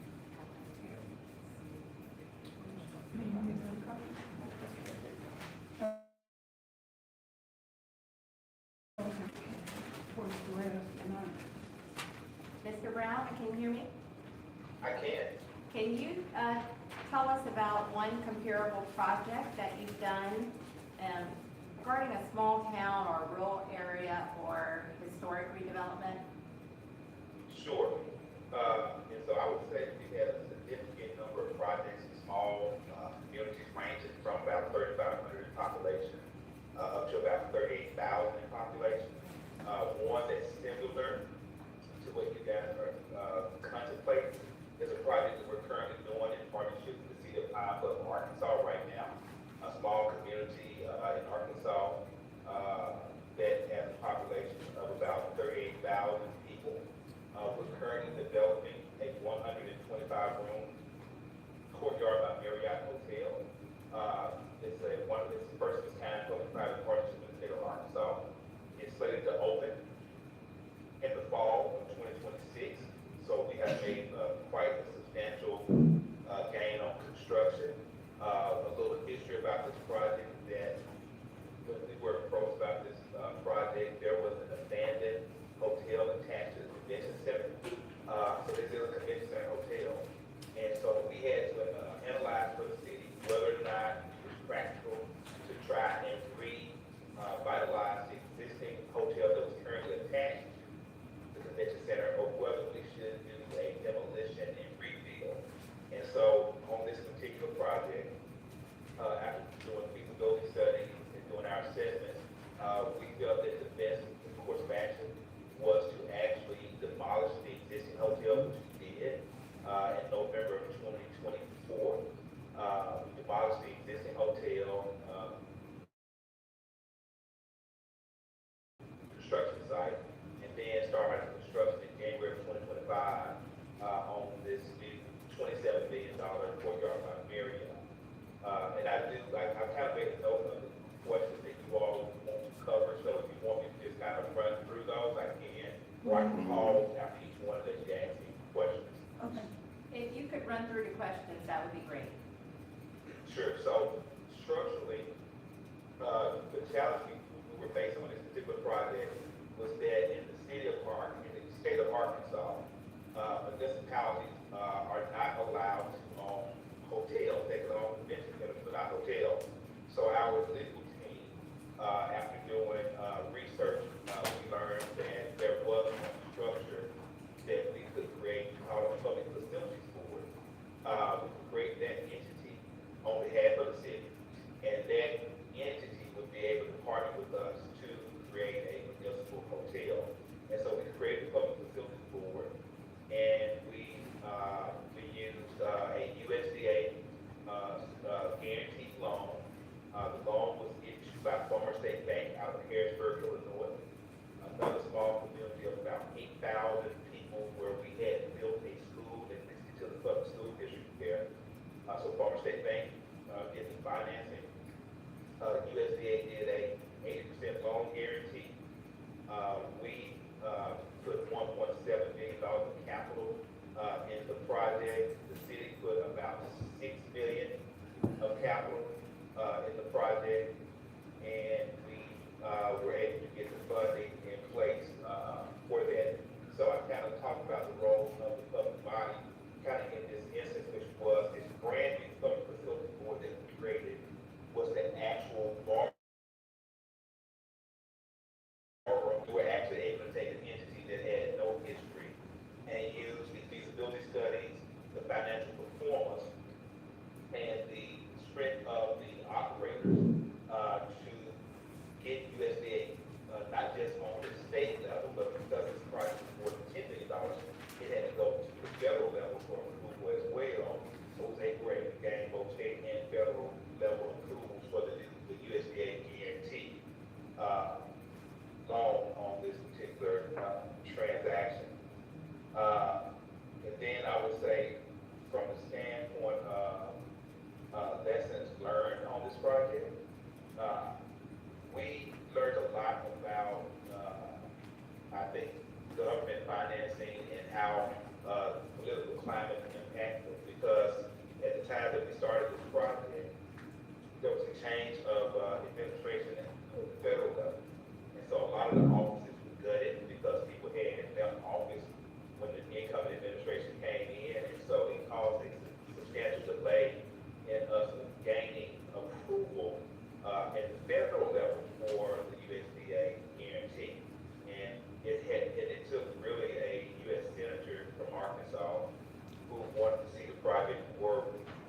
began to make outreach on our behalf to the USDA to get the files to the top of the pile, so to speak, of all the loans that were bagged up there because of all the vacancies, and helped us get the approval. So it did take us maybe about 3 years total to get this project approved and funded. And I think part of that was because we spent a lot of time evaluating our options early on. We thought about issuing taxable private activity funds for the project, contemplated getting a traditional bank loan for the project without a guarantee. And ultimately, after we began to kind of flush through all of those different options, I finally came to the conclusion that the USDA guaranteed loan for rural communities was going to be the only viable options. And so, with that being said, there are other small projects that have done similar to this that have also, had historic tax credits tied to it, et cetera. But I think in this particular instance, this is probably the most closely related project to what you all are talking about. Okay, thank you. Do you have our discussion questions in front of you as well? I can pull it up here.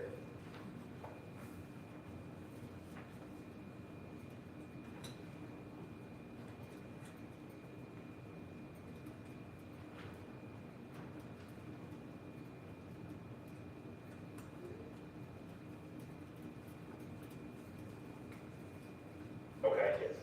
Okay, so if you could go through the questions and give us responses. I'll go ahead and read them because we do have people, citizens here, so that they know what the question is. So the first question is, what types of projects are most comparable to what White Springs is considering, and what made those projects successful? I think you might have covered that, but. Yeah, absolutely. I'll put it back on it. So, obviously this $27 million courtyard by the Marriott Hotel in a rural community required a lot of and a lot of trust from a lot of people in order to pull it off, because there were so many approvals that were required. So not only did we have to get the city council to believe in the project and approve and agree to also assist in funding, we had to get a bank that believed in the project. Then we had to get the state USDA office to believe in it. And then we had to get the federal USDA office to believe in it. And all of that was preceded by getting an investment grade feasibility study that also supported the transaction. The management company that's managing the project for us, they invested $200,000 into the project. So they showed that they believed in it. So I think what made it successful is our ability to check all the boxes in terms of being able to put together a structure. We tell people all the time, a well-structured deal is already funded. Put together a really good structure and putting all the pieces in place on the front end, like feasibility and planning and advising, so that when it got to the point where the individual decision makers had to make a decision, there was enough information there for them to feel comfortable moving forward with the project. And so I would say that's one of many projects. I mean, we could move over and to a count of 3,500 people in Marietta, Arkansas, where we built a 24,000 square feet, $12 million state-of-the-art community health care facility, the top-ranked healthcare facility in the state of Arkansas, only rivaled by another healthcare facility that we own in Pine Bluff, that's also been ranked as one of the top community healthcare facilities in the state. But this project was done, and it has radiology and dentistry and pharmacy and all the healthcare services, all self-contained within this one single project in a rural community of 3,500 people, but it services about 3 surrounding counties. And so these type of projects are not just projects that we're excited about, the fact that we're able to get those projects done and we're able to bring funding for those projects, but just the impact that they have on the lives of the constituency surrounding those projects is really critical to the overall success of those projects. Thank you.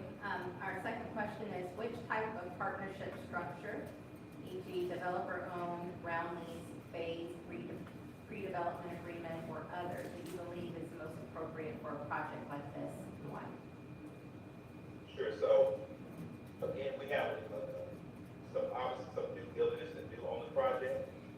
However, what we see in smaller communities is that it takes a combination of a little developers in and a little public body, a lot of public body interest in order to move these projects forward in small communities.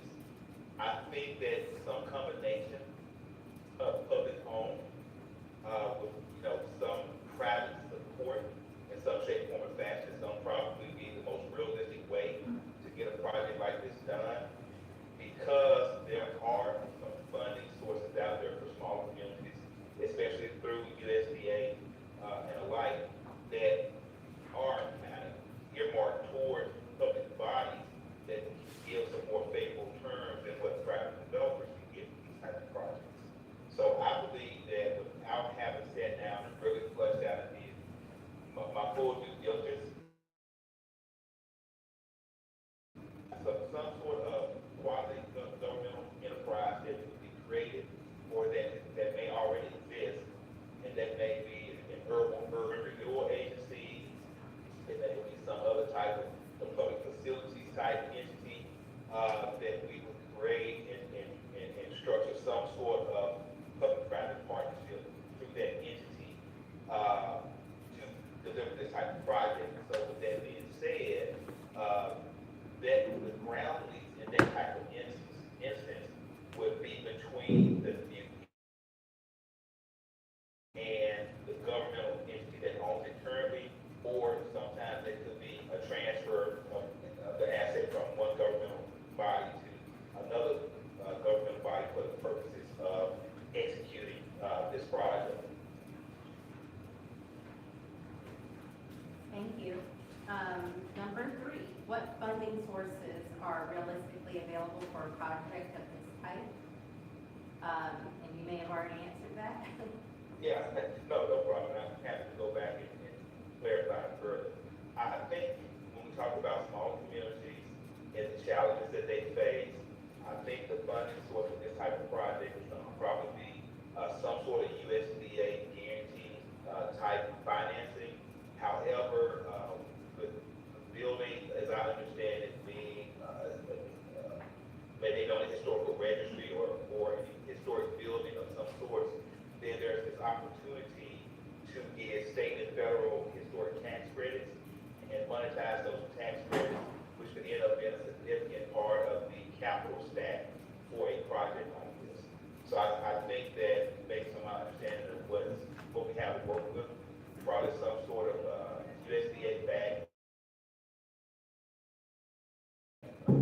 historic tax credits. Okay. And how are risks typically allocated in similar projects? And what risks, if any, would a municipality typically retain? So to give you an example, and I'm happy to share, finance documents at a later time if it gets that point. But when we put together a project for the Courtyard by Marriott Hotel, and we created this brand new public body to own this asset as a kind of quasi-governmental enterprise, they explicitly put in the funding documents that the city of Pine Bluff, Arkansas was making no guarantees whatsoever towards repayment of the obligation.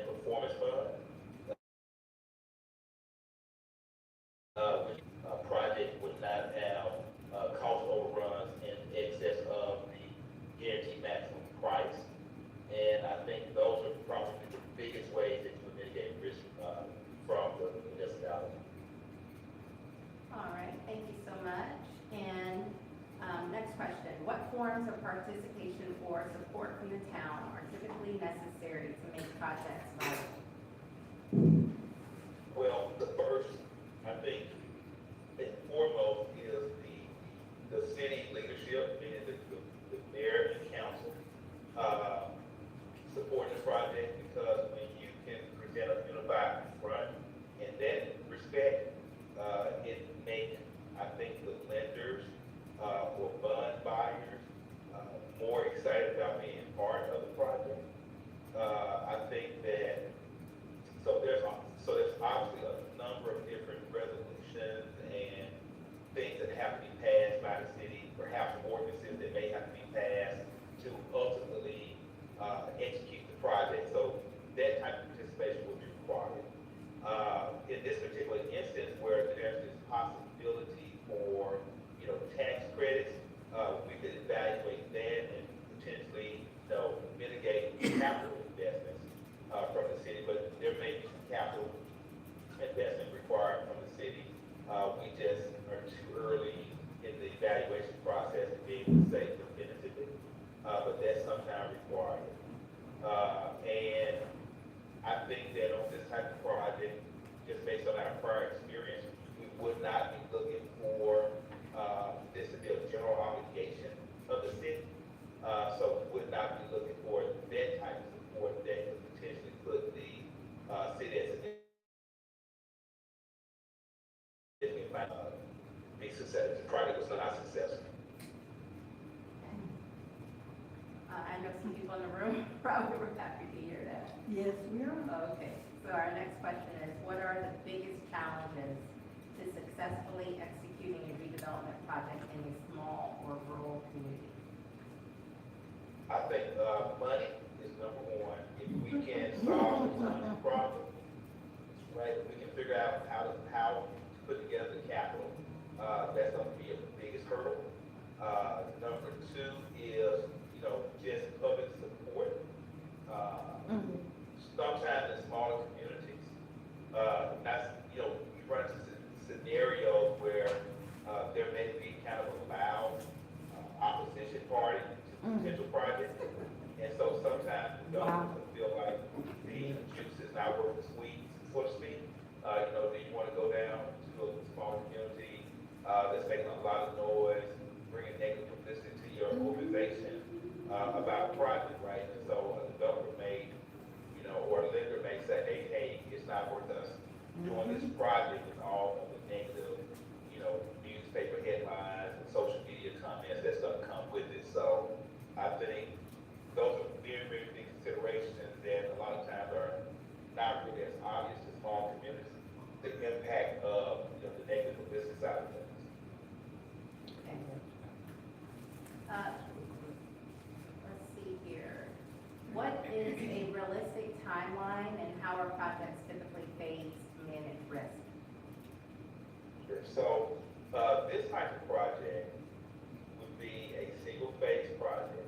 So we do sometimes have the projects that, because of the complexity of those projects, require multiple phase project. From a timeline perspective, I think realistically, with the USDA guaranteed loan, I would say 12 to 16 months is probably a realistic timeline.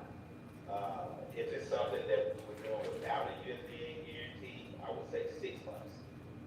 But 12 to 16 months is realistic for this type of project. And I think the way that you manage risk is by really being thoughtful about how we kind of budget for the project and where we invest dollars on the front end to make sure that, number one, we're spending the minimal amount to get to the outcome we're looking for before we go all in on these type of projects. Okay, thank you. And how do you ensure projects align with local character and community priorities? So for us as P3 developers, every project we do is really a reflection of the community. So unlike the traditional developers that shows up and say, hey, oh wow, this is what I envision on this site, this is what I want to see here, we don't really have an opinion, right? We're listening to what the community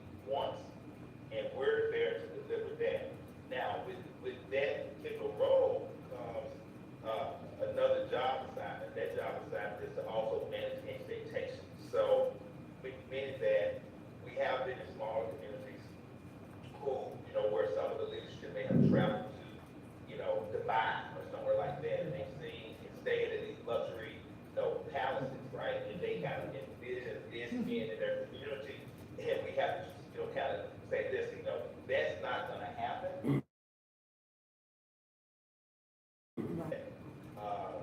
Economically and feasibly can fit within this community, but we want this to be your vision. Like, we're not there to tell you what to do, or to tell you how it should look, but we are there to advise you if we see you're going in a direction that's gonna make the project not feasible to get accomplished. What conditions must be in place for a project like this to succeed?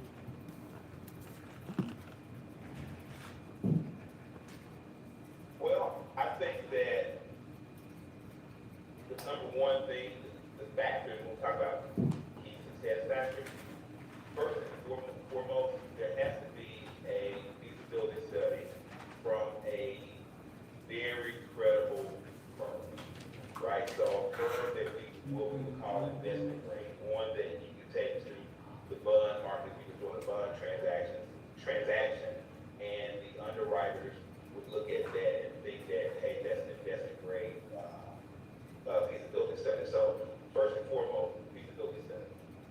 Secondly, again, city leadership that understand that there are going to be some actions that have to be taken on the road ahead to the passing of resolutions, perhaps ordinances, or whatever necessary to comply with state and federal laws to execute this type of transaction. And I think that everyone's on the same page and understanding that, hey, this is a municipal driven project, and we're going to try to develop it and advise in the most feasible manner possible to get the project from point A to point Z successful. And that I think everyone being on the same page there probably. Okay. Last question. What factors would prevent you from pursuing or completing a project like this? What would be the deal breakers?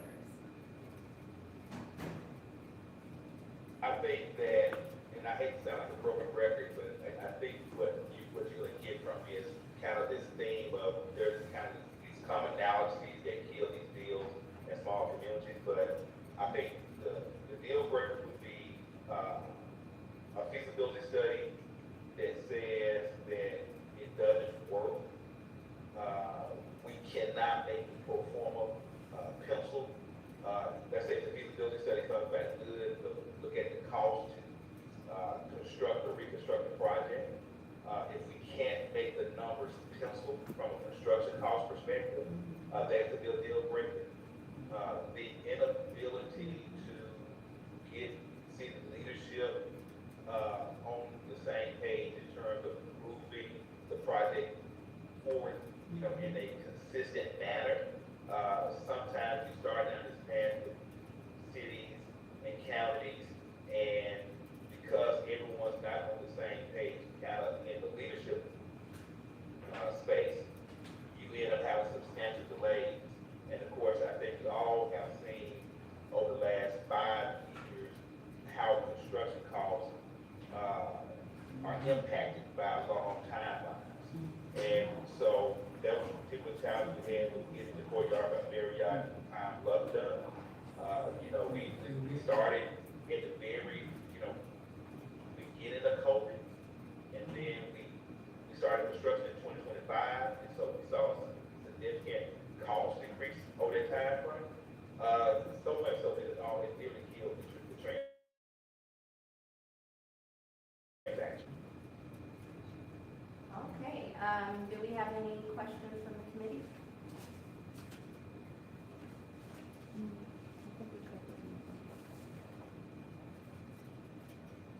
Hold on. Okay. Could you expound on the quasi-board that was formed, the quasi-organization, please? Okay, the question was whether you could expound on the quasi-governmental board that was created in the Arkansas project. Sure. So in that particular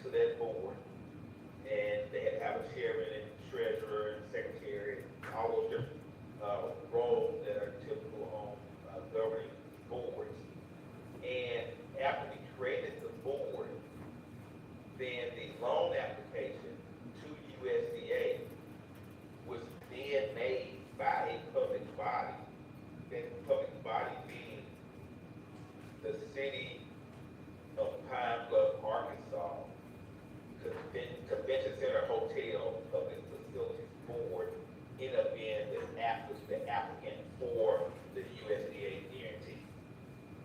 And then when we went to Marriott, and Marriott even told us like it was the first time this group in Marriott had ever done a municipal franchise agreement.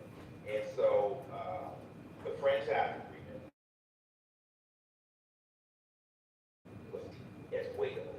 And so what we did in creating that entity, we made sure that we separated the risk of the financial transaction away from the city of Pine Bluff property.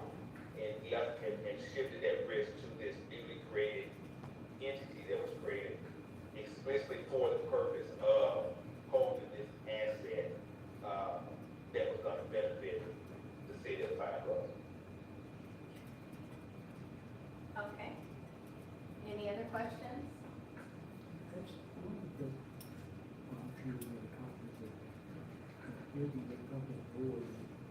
Oh, about the information about the board?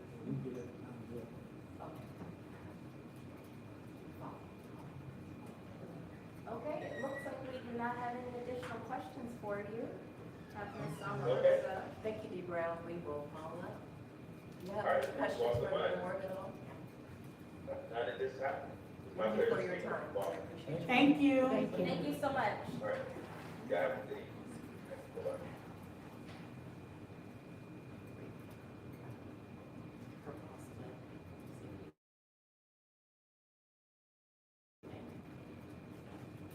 Brittany, are you guys on? Okay. Can you hear me? He's landed, but he's still at the airport. I'm still on though. If you could, I am not sure if there's an RFP going out soon that I can maybe share with him. No, this is exploratory, so we're just having conversations with developers. So if you could just ask Michael to reach out to me, we can maybe reschedule or do another session or something. Okay, because he is very interested in a partnership with White Springs. I was just, trying to see if I could, there was something I could take back to him. Maybe has there been a feasibility study done? Not just yet. He's asking. Yeah, we're in the process of getting the funding to do a feasibility study. So hopefully we'll have that very soon. Leslie, since he still Okay, well, has to thank you have very much, time Dr. to come Newman. from the I do airport, you apologize. can go ahead and go back into the Yeah, if workshop you- and if you- meeting, and then he can join us later. Okay, can you Since just we ask still have Michael to our text me official once he- meeting to do after all of this. Yeah, once he gets settled, can you just ask him to text me? Okay, All right, thank you so much for your time. absolutely. All right. Yeah. So if you could keep an eye out. Yeah, please. Hey, I just had to do a take back, I have to ask, hit that like right there, Clarence, until we get started again. Well, we turn the lights on the back. Rhonda, hit the gavel and tell us we're gonna take a 10-minute break. We're gonna take a 10-minute potty break.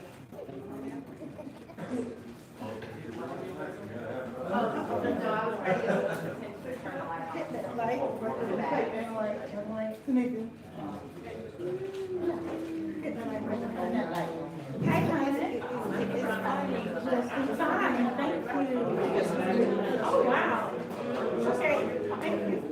We got one more. Yeah, we got one at 6:50.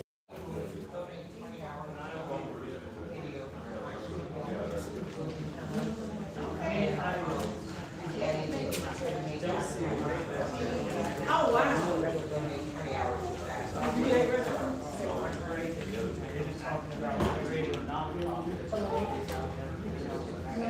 Oh, no, the white of my eyes.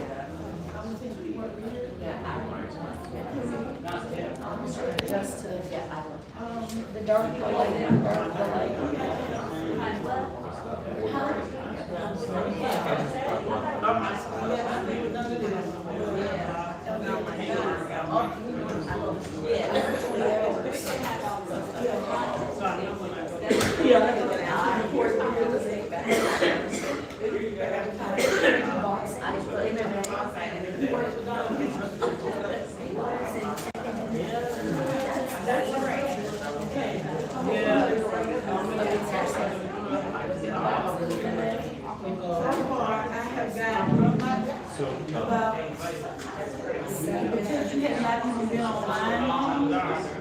The first 12 hours of the online petition I had, local. So I'll be number seven. There's a grin and born and raised here. They were looking at it. And the church. So what else?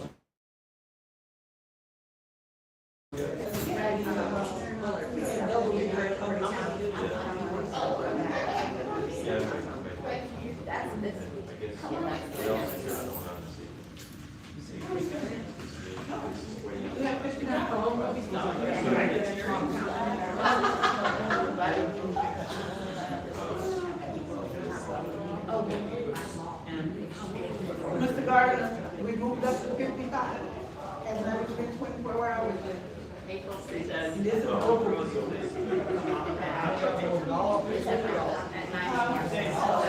don't know, a lot of them want to, you know, some want to get time service, which is about too. No, I'm just saying. Different people from different sides, a lot of them want to raise.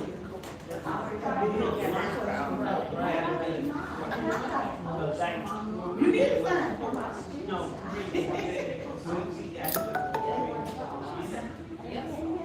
Have you done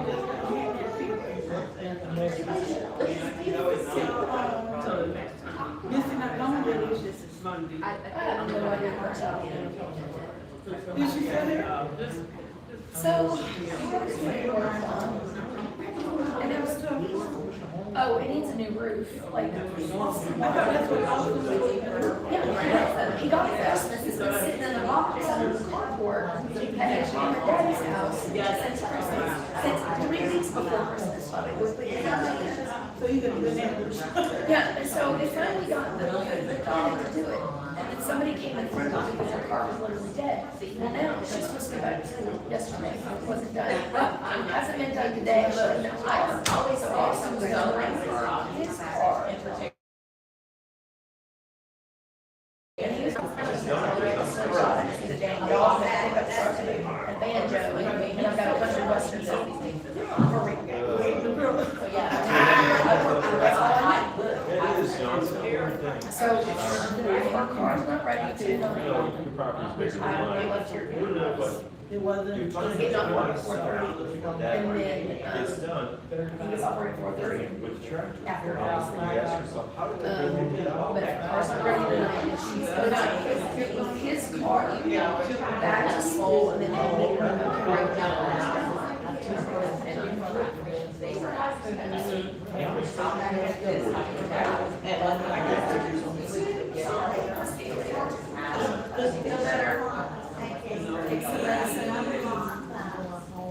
And an update on my crash over here. So yes. Wait a minute, that's you all already. Oh, I thought this time when we decided we were doing this thing. That time in. And then I deleted the time off because I'm like, oh, Tuesday now. I throw it all off. Yeah, I came back in the meeting, I came back. I logged back in at like 8:30, 9 o'clock. I worked until 4 a.m. So I've already been there, done that, I got my time. Where's the tractor? Yes, grapple on this. Yeah, and I've been, one second.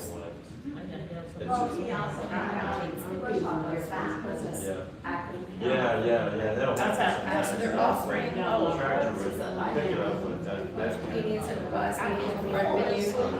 We would like to do shows there in the new. Yeah, I got,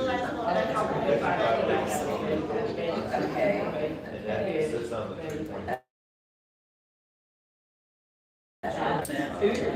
I didn't have one of the other tracks. But I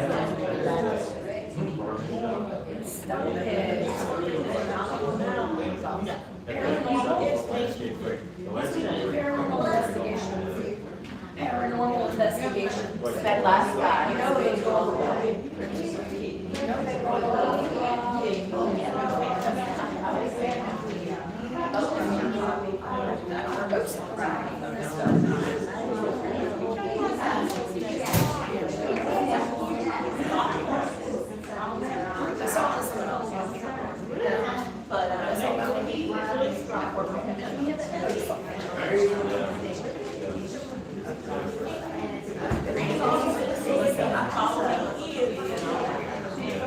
That's what you took down just now.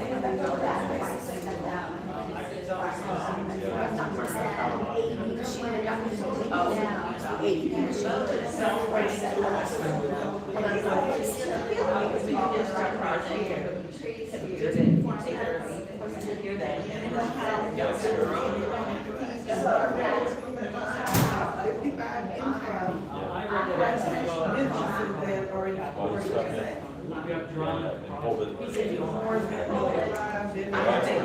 Yeah, but, you know, I mean, again, without a tractor, you know, I don't want to. Hey, how you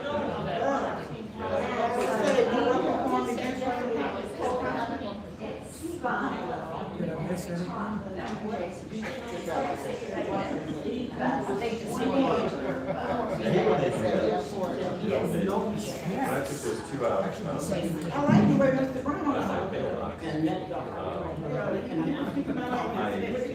I knew it was going to be, so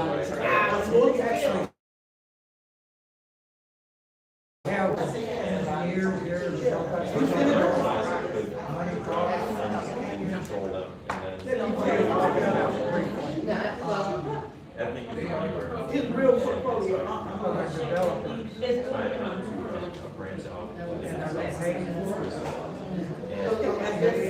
There was no margin for error, and then you start, like, I tried working my tractor.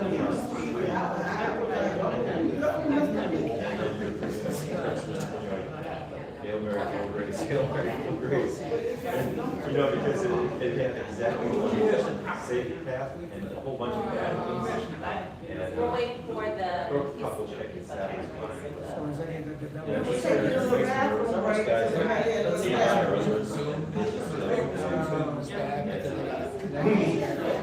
You know. One in the backyard. It's already been 2 hours. Yes, ma'am. That's Ryan's waiting.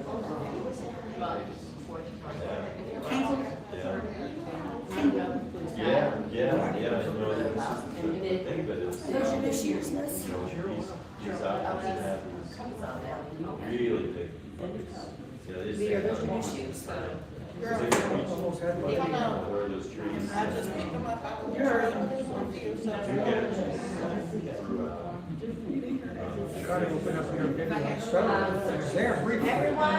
Everyone, we have our next presenter in the ready? waiting room. Oh, they're ready already? Yes, they're ready. I want to make a quick announcement before Teresa starts leaving. Any document that has been provided to Ms. in the public domain and can be produced by a public records request. Like, you cannot copyright a public domain document like this. So I've already had a conversation with Nikki about it, and I just want to make sure that that is clear, that it is public record and available to the public to see upon proper complaint. Proper request. Yes. All right, we are all good? We are. Great. Dennis. Yeah.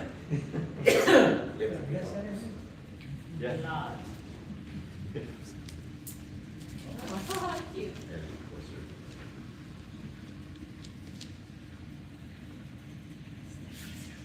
Good evening. Can you hear us well? Oh, you're on mute. There you go. Good evening, how are you? Doing well. Mr. Nunn, my favorite bison, how are you? I'm doing quite well. How are you? I'm well, thank you. I appreciate you taking time out of your really busy schedule to join us for this informational. Do you have those questions in front of you? You sent? Sure.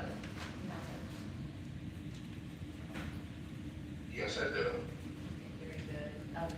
You don't mind just open up with introducing yourself and talking a bit about your company? Sure. My name is Jameson Nunn. I am a real estate developer based in Raleigh, North Carolina area. Got some fans. I'm originally from Brooklyn, New York. I grew up in New Jersey. I flew around quite a bit. Lived overseas in Dubai for about 5 years. Have continued to grow and develop. Met Dr. Newman through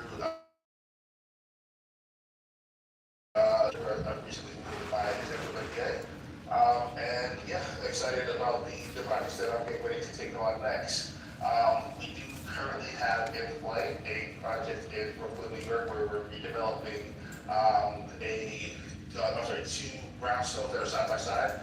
So we're actually expanding the unit capacity, adding density to those units, adding additional levels, and making more units available in New York, in Brooklyn, which is a very, very tight market. So yeah, just excited about all I've heard about this development project in White Springs, and here to learn more about what you all have going on and what the plan is and the vision is for the future. Very good. All right. So we have to start sort of a presentation by you about one comparable project, small town, rural, or historic redevelopment, the deal structure used, the role of the public entity, key funding sources, and one key lesson learned. So we'll let you go. Yeah, I definitely would be happy to expound a little bit more on that as we kind of get down the line. I think that I would probably need to know a little bit more about the specifics of this deal just to see exactly what would be appropriate or what aligns well. Just to give you maybe more of a high level view, like I said, I am actively involved in a redevelopment project right now in Brooklyn, New York. I've also advised on different projects during my time overseas, redevelopment, warehouse projects, just projects of various sizes and shapes, so to speak. So really trying to take this opportunity to learn a little bit more about what we're doing, and just looking to offer any support and advice as best as I can. Okay. So which type of partnership structure, developer-owned, ground lease, phase, pre-development agreement, or other, do you believe is most appropriate for a project like this? So it depends on, and I hate to not be able to give real specifics because I don't have the level of detail that I think we would probably need to really make a strong recommendation. Once we review the feasibility studies and have a greater understanding of the local market, I'd be able to make a more solid recommendation. I will say that anytime that you have good alignment between public partners and the private entities, I think it's a good thing. From my initial assessments, I do see that there's probably an opportunity to bring in some sort of employment engine. Maybe some larger businesses into the area. I think that you have to kind of build this from the ground up. I think you need enterprise, you need opportunities, and then people will come naturally from that. And I think that you can kind of add develop on top of that. And realistically, what type of funding sources would be available for a project like this? It really depends on the narrative, right? So I've heard definitely good things about White Springs. I think that there are opportunities based on the natural resources that are there. From what I understand, there's potential for people that are into like the outdoors and hiking. We have major cities that are an hour and a half away. So you also have some people that might be interested in maybe getting out of the city into a more natural, they have access to like broadband and something that they need to get online.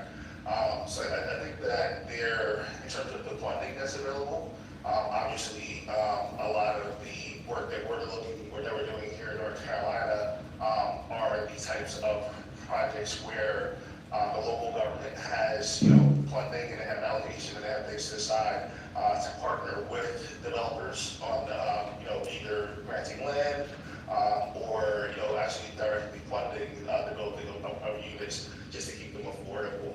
I think one of the biggest challenges that we as developers run into, particularly when we're trying to create workforce housing, is the mathematical equation just, doesn't really make sense when you're talking about ground up development without some sort of public dollars or some type of grants or some type of federal money to come into that equation and make it affordable for developers and for town.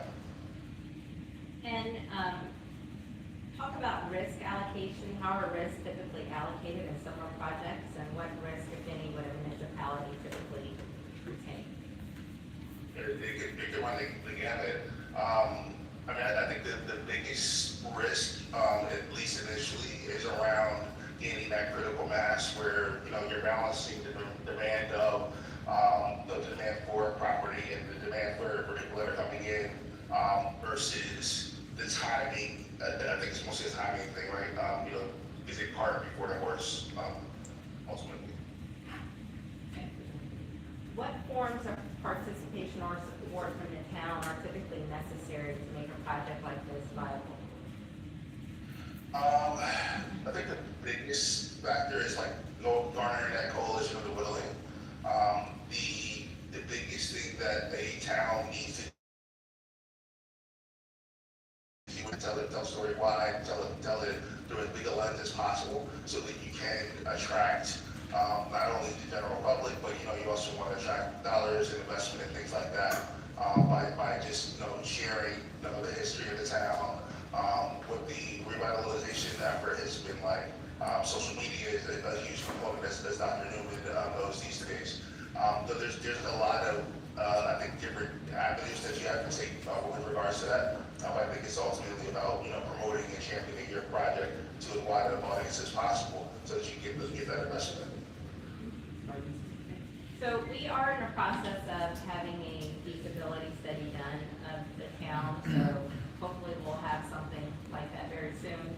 But what are some of the biggest challenges to successfully executing a redevelopment project in a small or rural community? I think that you actually have several opportunities that you may not have in larger markets. I think that you are able to take advantage of, lower construction costs. You might have less, essentially, your GCs, your labor might come at a cheaper cost. I think that the challenges are going to be logistics, right, getting materials, things like that. I understand that you're pretty close to a large airport. So I think that is to your advantage. I think most of the challenges probably would be around logistics, but I think that those are mitigatable. And what would a realistic timeline look like typically for a project like this? And let's see here, how are projects? So I think that's where we kind of need a little bit more information in regards to feasibility study. When you say projects like this, I understand that there is a desire to redevelop a hotel. I understand that there's a desire to add green spaces and greenways and paths and trails and things like that. I understand that there's a desire to add workforce quality housing. So there's different components to it, and I think it'd be difficult to give a succinct answer to that question. How do you ensure projects align with local character and community priorities? I think that you have to start with community focus first. I think a big part of that is one, engaging with community leaders, and then two, really getting touch with the community and see what the community needs, and finding ways to preserve those core elements of it. I mean, in my brief research, like I said, I'm learning as I go with regards to White Springs, and I can't wait to visit because I hear great things about the trails. But you know, I think the vacancy rate on buildings is something like 15 or 20%, if I'm not mistaken. So I think that's the first thing you have to do is preserve the folks that are there and make sure that they have access to opportunities, make sure that they have the resources that they need to properly care for and maintain their properties and maintain what they have, so that they don't feel like they have to come along and sell at the first opportunity or when the first wave of people start to come into the town looking to buy our cheap properties. What conditions must be in place for a project like this, key success factors? Measure twice, cut once. You know, I think that the biggest thing is planning, right? You have to make sure that you do all of the proper due diligence up front. My mentor always used to say, you know, the success of each deal is determined by how you start, right? So I think it's a big part of that is, all right, do we know what the actual risks are around supply chain, for example? Do we understand truly what our full costs are, right? Not just what the hard construction costs are, like what are the soft costs that go into this? What do we need in terms of architecture? What do we need in terms of the design elements in the city planning, and you know, all of the other things? Having that at the outset is what's going to ensure that you're able to track to a plan and ultimately deliver that plan successfully. And last question, what factors would prevent you from pursuing or completing a project like the ones that you mentioned for White Springs? I think that the biggest factor is, and I think this is part of the risk mitigation, is making sure that as you put your plan together, that you have a plan for funding through the end. I think that that's where sometimes projects of a scale can run into issues if they run out of funding, because you have to have contingency, right? You have to have funds allocated in the event things go left or things move out to the left, and you're unable to recuperate time or whatever the case may be is. You have to be able to ensure that you can complete at least phase by phase, iteratively, the goals that you're setting out to accomplish. Thank you. Do we have any, let's see if we have any questions from the committee? And this is part of it. I didn't know if I didn't hear him when he was saying about the experience and the fit for a town with small town. I heard him say what he was doing in New York with the brownstone, whatever, but for an area this small. Okay, so the question is, have you had projects in the past that were either in a small town, rural scenario, or historic redevelopment? I would say not directly. I have consulted on projects. I've actually consulted on a city planning project overseas during my time in Dubai, so I do have some exposure to the flow and the process and private partnerships, but I've done a development on this specific scale. All right. Do we have any other questions? Do you have any questions for us that we may or may not be able to answer? I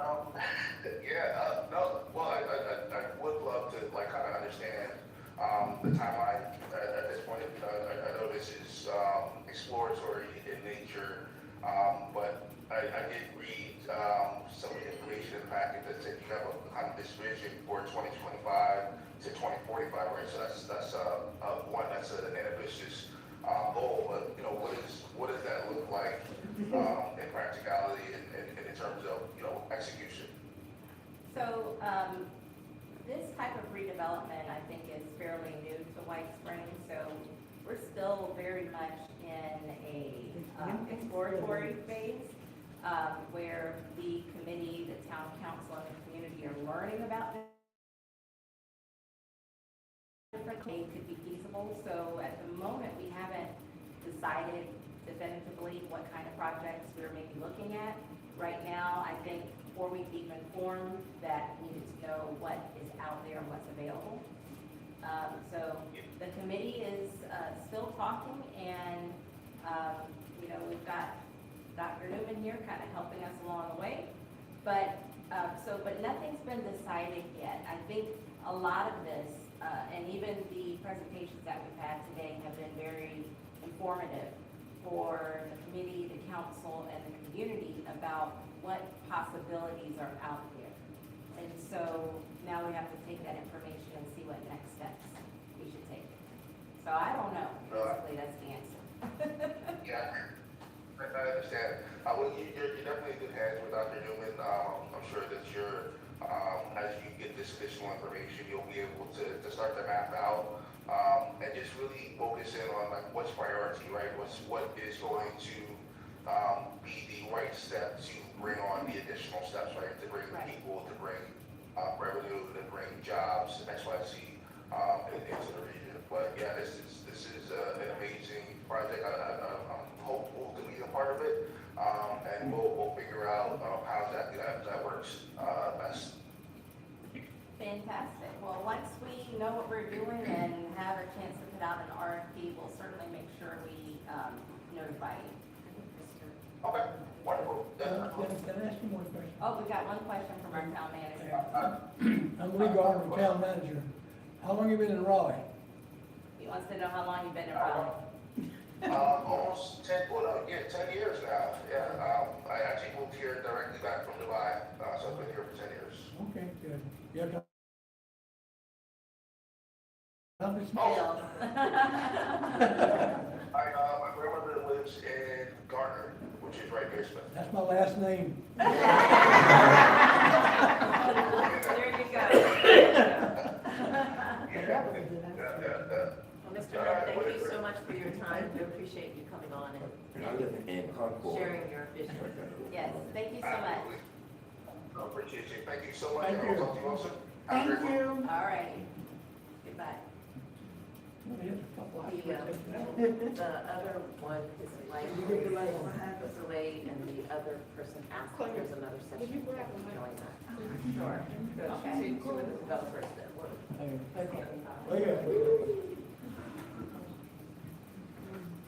guess we need to get back down, musical seats again. That was the last one? Yeah, the other person is not under here. He said if we have another session, he and, No, not today. He said he's not gonna be able to do it today, we're gonna reschedule for the. another session. Right. I do have a question. Yes. As I mentioned before, it was just in passing conversation with some former Little League coaches and former players that were sitting around talking about the kids in White Springs having nothing to do. There's no Little League, there's no flag football, there's no nothing, because the fields are out of touch. I mean, like the Bailey Auburn field, it needs a lot of work, and one of the coaches is a supervisor at Nutrient, and he has access to people that can get, some of the guys that come up there and volunteer and they will fix the field. And but the thing about it is, do I have to go through the committee, or can I just keep doing this on my own? You usually get paid by what? No, by Nutrient, by that. Yeah, okay. they do it on the clock. Yeah, that'd be a problem, and we can work that out. Yeah, we'll work it out with whatever we need. I mean, because that's part of it. I mean, because a lot of people used to come and play softball. They did. And it brought a lot of money. I know. And we get Look, money. Nicky, I know. Yeah. We had 3 of our bleachers stolen, I know. probably never get paid back. And the guy that stole them tore my niece's trailer, he's in jail. Yeah, he'd be in jail. Oh, yeah. Man, he messed Stacy up. showed He me messed it too. up. She showed me, she He said. took the walls out, knocked the walls out. Wow. No, follow it with me, well, I'm glad I want to see some He's regulation. gonna fix my ceiling fan, I'm glad I didn't let him in the house. Are we gathered back in? Yeah, we've been here right here. We've been playing musical chairs one more time. Oh, geez, I'm looking past you.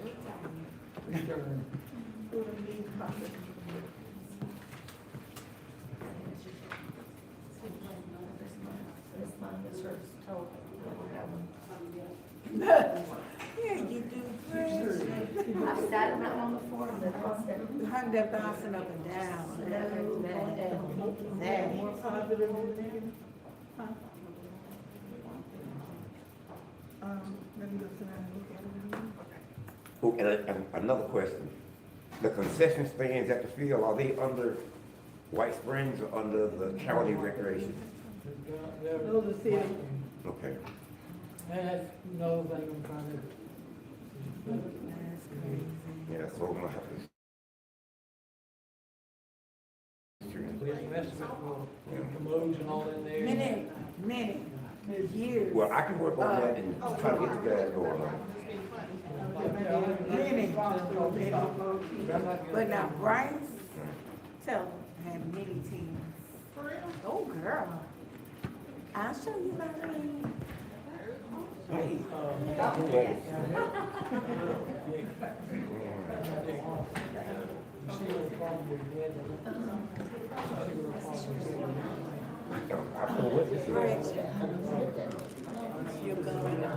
yeah, it's the big red.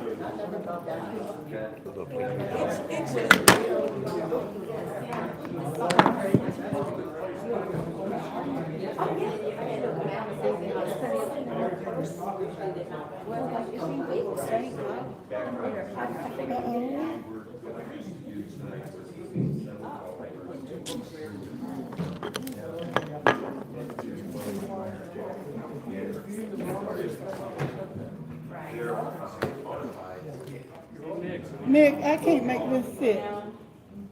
And I guess it's the next Need some help on the table? I know, but I don't know what it is. Yeah, that looks like it. What time I get up tonight? But I wonder where those boxes. Bring me a white cord back, it's more than just. So there's two things going on. So.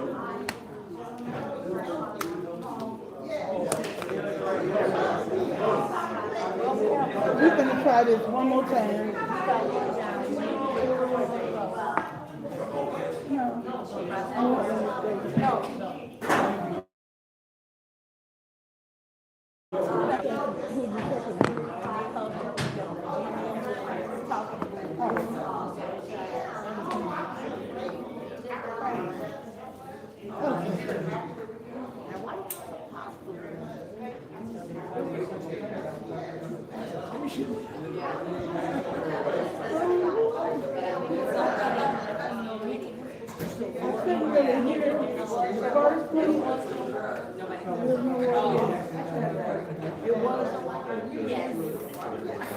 We're not done with that.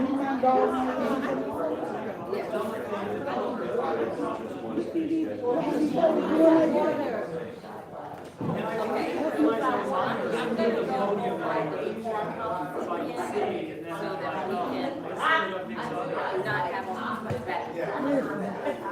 But that also means that, like,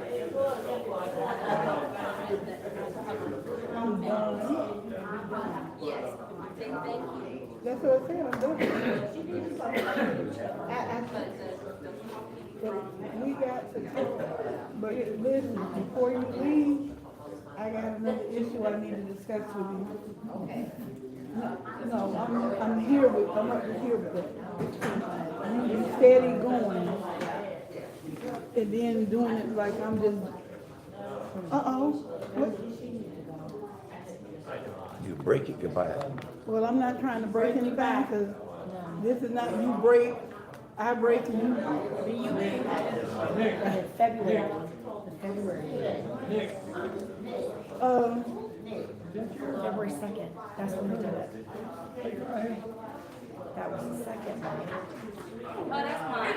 I need to, oh, that's yours? Yeah.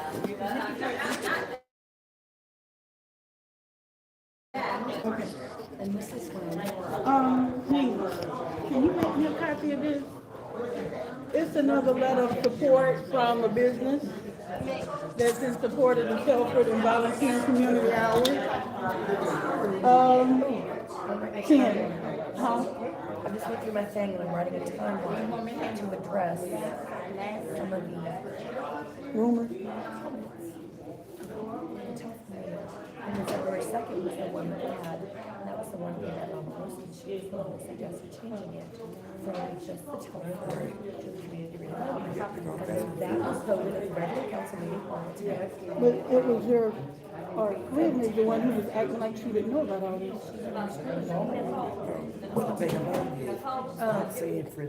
Okay, we got ready. Wait, I'm waiting for her to bring me the paper. I was waiting for her to bring me the other thing. And, yeah. She got from her daddy. I got two questions. No, one question. My other two questions, the white spring. Yeah, that's something different. Something different. And the December meeting was the one that they said we could do in this meeting. You think, Oh. I think that's what it was. I learned some things from him, but it's a lot I still needed to learn.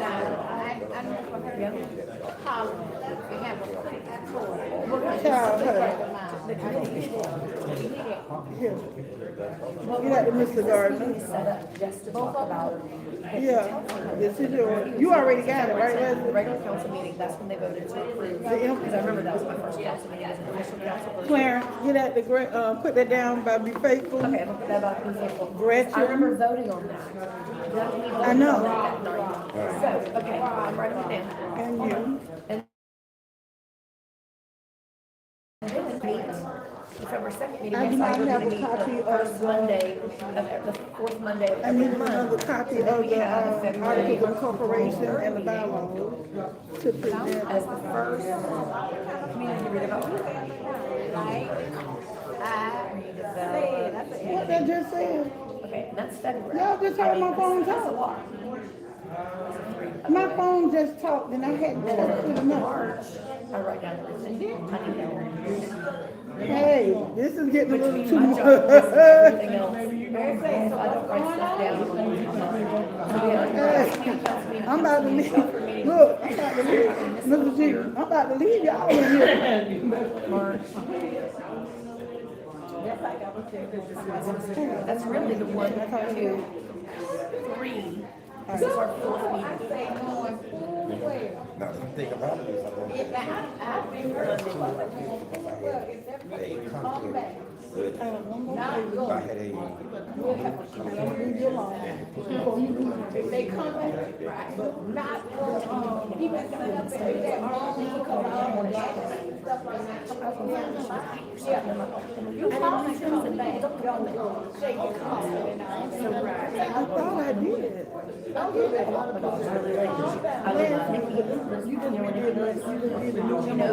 Now that they tore down that little triangle area, they took Hold down on, the let me go look. You can see me when I'm walking my dogs. That is you. Yeah.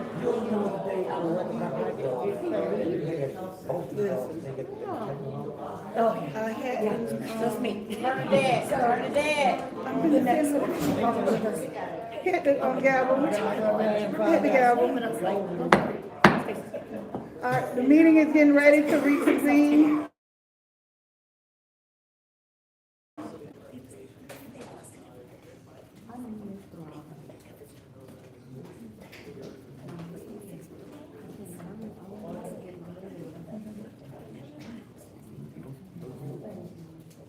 You don't know until you know somebody. Okay, where are we at? We've had the recess, we've done the workshop. I guess we'll go back to our original. Meeting. Yeah. Okay, we've done the invocation and the pledge, we've done the workshop. All right, we'll go ahead and do the roll call, please.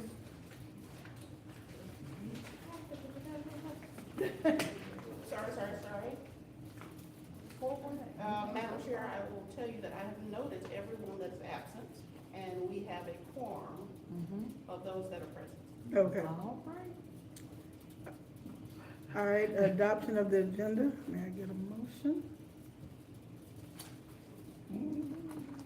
I, Rhonda Johnson, would like to make a motion to adopt the agenda as it is printed. A second. All right, it's been motioned and second that we adopt the agenda as it is written. All in favor? Aye. Any opposed? All right, motion carried. 5-0. All right, now we have the approval of the minutes from February the 2nd and February the 23rd. Madam Chair, the minutes for the 23rd need to be pulled and put on the next agenda. So we will table those. All right, can I get a motion for February the 2nd? Approval of the minutes from February 2nd and tabling the minutes from February 23rd.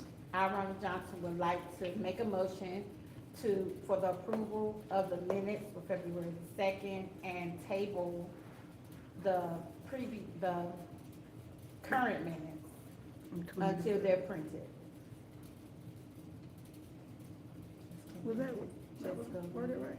Cause see, you No. always get this part confused for yourself. No, not the current minutes. Okay. 23rd minutes. With the February 23rd. 23rd. February 23rd. Well, that is current minutes. No, Say it again clearly. Okay. So I can make the motion. the approval of the minutes from February the 2nd, 2026, and to table the minutes from February the 23rd, 2026.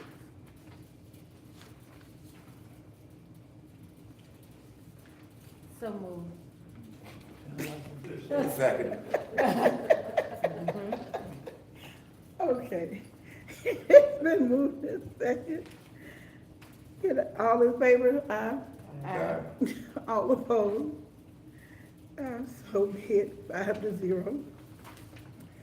All right, Chair's update, the appraisal update. I spoke with two appraisers actually.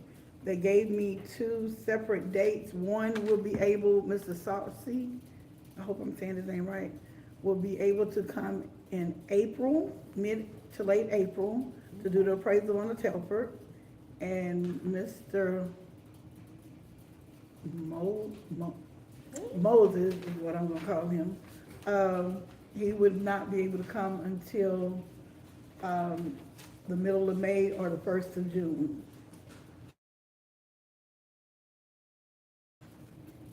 The price for both will be $4,500. Well, that's his going rate.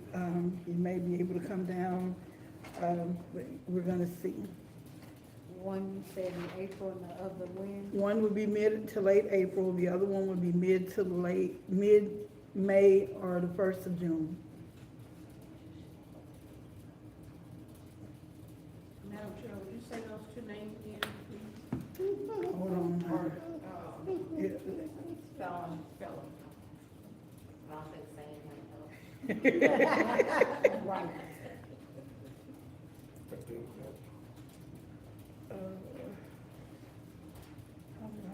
She said, low down. His name was Mr. Because they both text me, so one is Mr. Moses. Okay, that was the First one was second. Mr. Moses. That's me. Mr. Moses, that's mid to late May, early June. Right. And the other one is Mr. Spell it. Hold on, I'm trying to get through all these emails I sent out, these texts I sent out over the past couple of days. Nikki. Hold on, it's S-A-U. What is it? S-A-U-C-E-Y. Saucy, almost like sausage, but saucy. Okay, you didn't win the spelling bee. All right. Girl, hush. But that's him. That's him. Leave me alone. Both of them are local. Okay.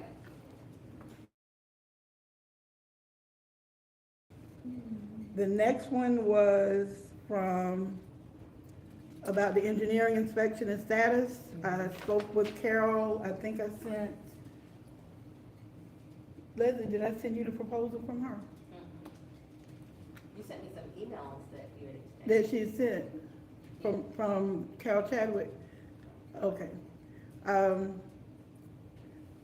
Her initial inspection, for her to do the complete inspection, is going to take a $500 deposit, but the total for it is $1,800. That's for her to, her initial inspection wasn't there, but that is for her to get up under the building, to check to make sure everything is stable. Her initial inspection of the structure was that it was fine. She didn't see anything, just little minor things that had to be fixed and tweaked out. But Mr. Nick has been, but he has been working on all of that. So the main thing that she has to do, and she said it'll be 2 to 3 weeks after we pay her the $500, that she will give us a complete report, appraisal report from her and her partner. Is that our only? We just went with her, we didn't get 2 other? No, I went with Carol. She was the only one in this area that was available. She did this in January.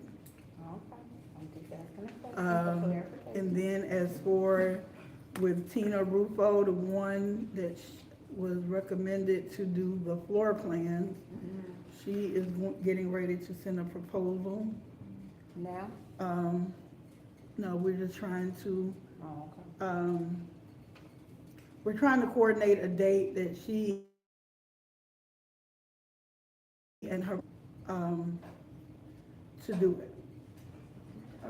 To go through the building and look at the building so she can give an assessment and do the proposal for the floor plan. Okay. Yeah, she has to go be able to look in the building. Okay. So this person would draw up the floor plans? Mhm. She would, because he doesn't know where his original floor plan is of the building. He said, a lot of stuff is packed down and moved around, so to. And we did some of the other floors, the second and third floor years ago, when I was looking for that. Oh, okay. But, he will be, she'll be, Tina Rufo and her partner will be the ones that will come through These are blueprints. Did you call it blueprints or floor plans. Or as-built, Mhm. floor plans or as-built. No, she said, let me see what it was. Let me go back to Carol's original text and then the communication between her and Tina and myself. It was Carol.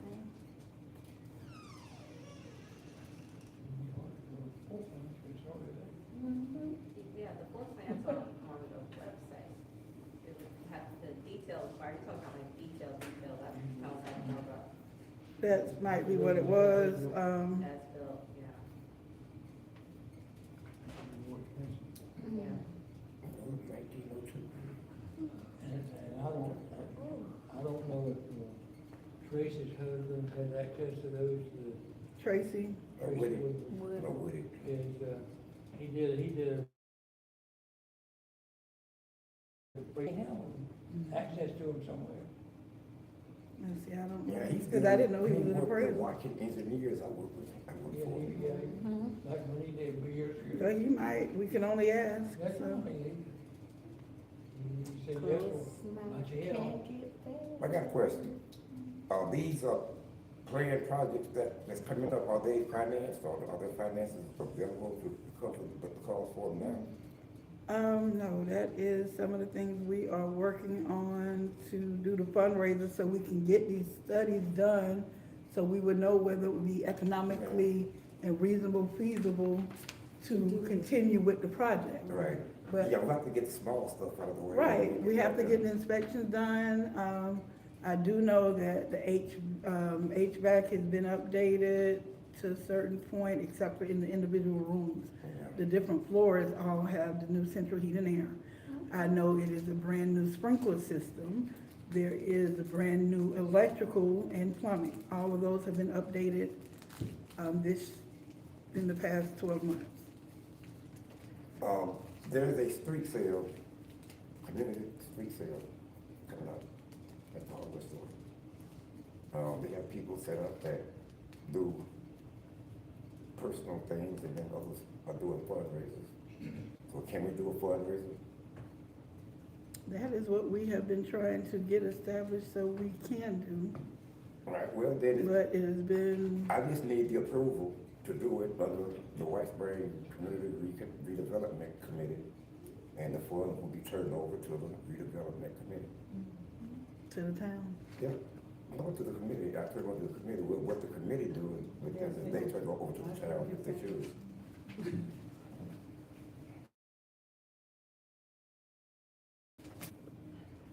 I think some of this is ahead of the game, Okay.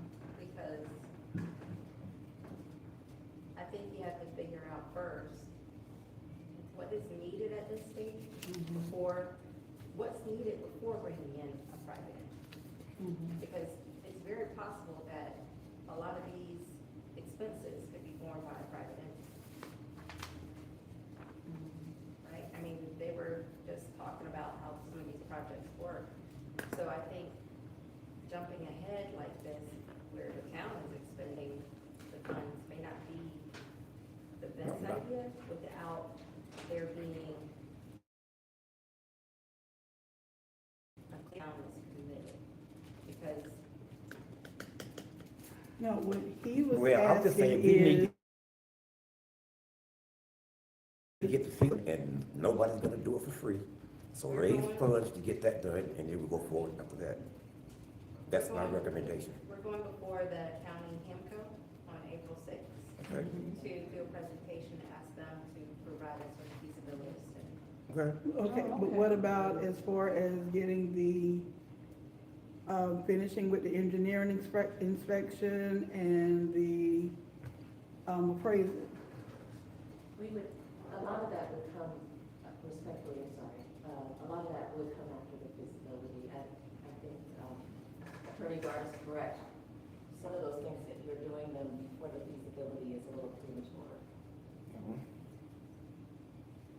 So do we have them not to come out?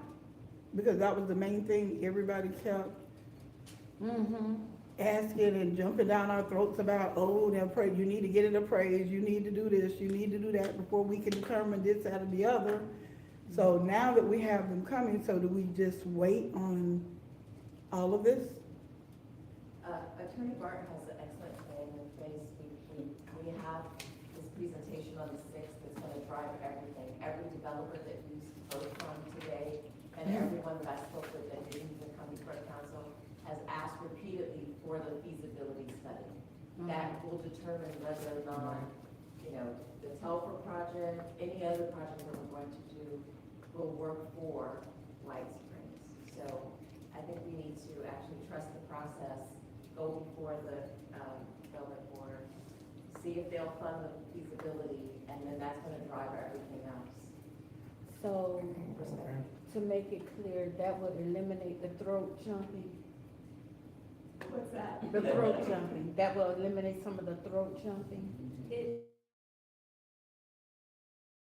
would answer and concerns that have been raised I about just whether or heard not it was this different project phrases, but you know. is feasible.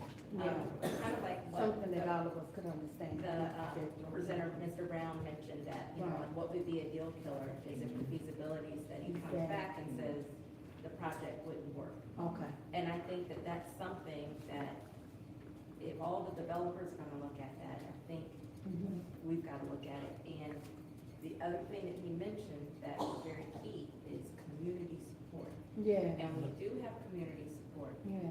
But those who are not in support are louder. The throat jumping. That's just Well, that. now- No, that's just the reality.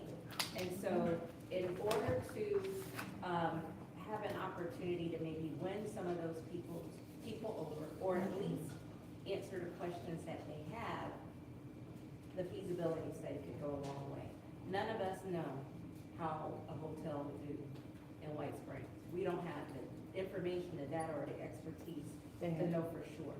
We can think that it will be great, but we just don't know. And so the feasibility study will give us an expert opinion. And if I may just add, as I was contacting the different developers, I know Leslie was getting tired of me texting her because I had to ask her probably 15 different questions about, you know, the state of the town, utilities, this, that, and the other. A feasibility study puts all of that into one place, and it is a tool that the developers will use to determine if they even want to work with the town. So, you know, you could do all of the appraisal and all of that, but if the developers don't see it as viable, then you put yourself in a really difficult position. So I think that it's and it's just 2 weeks that will be very helpful to your efforts and to this committee's effort. And another thing that came up was zoning maps. Our zoning maps are atrocious. And so we've got to work on, and I think our planners are working on that already, but if we can get our zoning maps straightened out, that would go a long way as well, because they asked for Tomorrow it. morning, our planners and Robert and I, to look at what we got and when we go. Yeah, because that'll go a long way. Yeah. I think it's just in me, I have to say it. To get the people of White Springs on board, you're gonna have to convince them of what this is gonna do for them. If there's nothing in the people, nothing for this, in this for the people, why would anybody be for it? If it's just, I mean, if there's no redevelopment, there's no help for the people, there's no beautification around where they live, if there's nothing else going on but that, why would anybody be for it? If I live on the site, I would care if there's a truck hotel right by my house. I'm not living in it. And I think that that's a very good point, and one of the developers mentioned that. He mentioned about having, I think like maybe the order and the priorities, your priorities. And so if the community is not where the community wants to be, it's gonna be really hard for them, especially if you're talking about a bunch of people who would probably never have the ability to maybe stay a night in the hotel. So thinking about what else you can offer the community, and maybe in almost like a master plan, you know, like a master plan. At least if they could see where things are going, you know, the community, you've got to get the community center, you've got the parks, you know, you have all these things, looking at affordable housing. I think it has to be maybe a big picture approach, that where people can see themselves in the big plan. And I think that's how it will work. And you really should see this as part of the steps necessary to move forward. Because what you've done at this point is garnered enough interest to take it before the county. They are support, I mean, either they're supporting or non-supporting, but you're taking it to them and asking them to be part of it.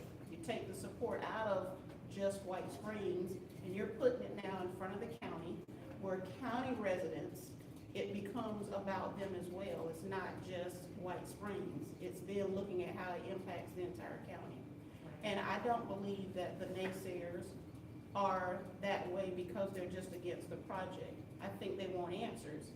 And we haven't had the resources to be able to provide them with answers. And what they need is what we all need and developers need, is that feasibility study. So once you provide it to them, at least we're all looking at the same set of facts, and we can now talk about what's viable and move forward.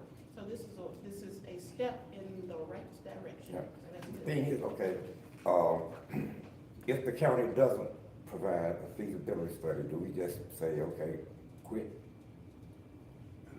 We focus the energy on getting yes, and not But you always have to have a backup plan for The everything. backup plan, I think, is we look at other options. You know, we're a rural community looking to do redevelopment. Grants out there that could possibly help us. But I don't see just overlooking putting up something in a community event to let people know that this is what this is about. I mean, You're it's talking really not about that doing difficult. the table or having a presence at this event to talk about what you're. No, just have information and probably have a food booth and sell stuff to raise money to put in the pot to pay somebody for doing some of this stuff. Just in case they want to get paid. But people don't really do pro bono work much anymore. Right. Saying who? I don't work for free. I worked 63 years. I'm tired. I don't do free work anymore. You'd be surprised. Yeah, around my block and around the house, I rake people yard, cut their grass, don't charge me anything. Feed them too. That's what? Oh, Right now, hush. that's being crass like Leslie, will you explain the, April 6th meeting is intended to, you said you're gonna make the pitch? So the meeting was supposed to take place last Thursday, but it was moved because there wasn't going to be a quorum. But we did see an agenda of what it was going to look like. So it's for the HAMCO, I think is what they call it, Hamilton County Development Authority. And right after public comments, Omarosa was going to do a presentation about why the town of White Springs needs a feasibility study and how it helps the entire county and region. Why should they pay for a feasibility study? And the truth is, White Springs is part of Hamilton County. Yes. They don't, that's what the They thing never so. thought so, but Yeah. yeah. Talking about doing development here in White Springs, that should matter to the county. That should It be should. important to the county. It never happened. And I do think it's serious, that they're taking this seriously, because the county's, well, the attorney for this authority is Rhett Fuller. And he's reached out, and he wants to come by my office this week and sit down and talk about the presentation. So I think they're taking the request very seriously.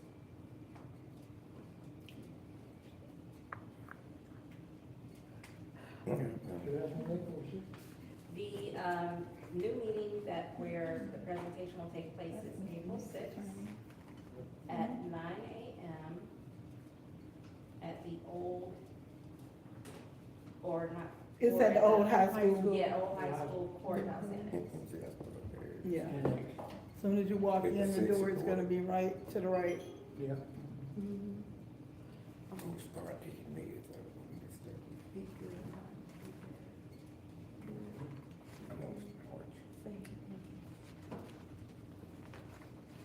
86. What time, 9:30? 9 o'clock. No. April 6th at 9.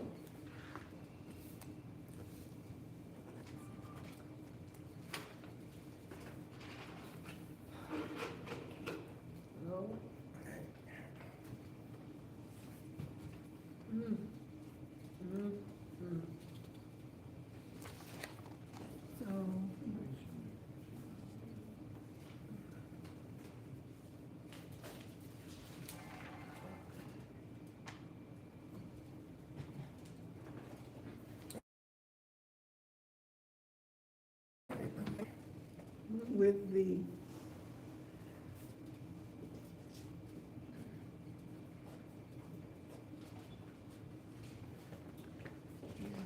so do we need to just table the rest of this stuff? Well, I do have a question. Okay, if the county approves to do the feasibility study, how long does that generally take? So it depends on the level, it depends on the level of feasibility study that they approve. Of course, I am requesting for an investment level feasibility study. I have a justification for all three of the levels of studies that I'm requesting, depending on the funding levels. If they prayerfully approve the investment level feasibility study, then our next step is to identify the consultant that will retain ultimately to carry out the study. And then a lot of the information until me will come from White Springs. Will have to provide him with a significant amount of data. Then they go back. So those feasibility studies can take between 10 to 14 months to carry out. But depending on what the board is looking for to fund, will determine how deep of a feasibility study we'll have, and that will drive the timeline.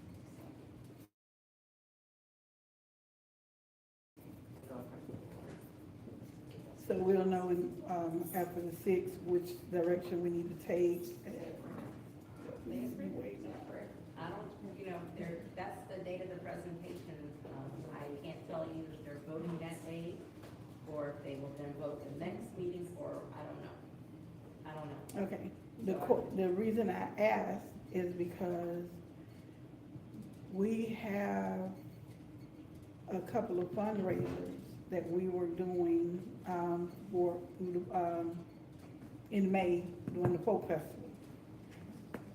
And the main thing we were trying to do is to get set up so we will be able to do these fundraisers, do these tours. We have a lot of different people who want to help with the funding, doing the fundraisers. Different groups, community groups, church groups, as well as individuals that want to help do fundraising and have these ideas for fundraising. But if we do a fundraiser, we don't legally have,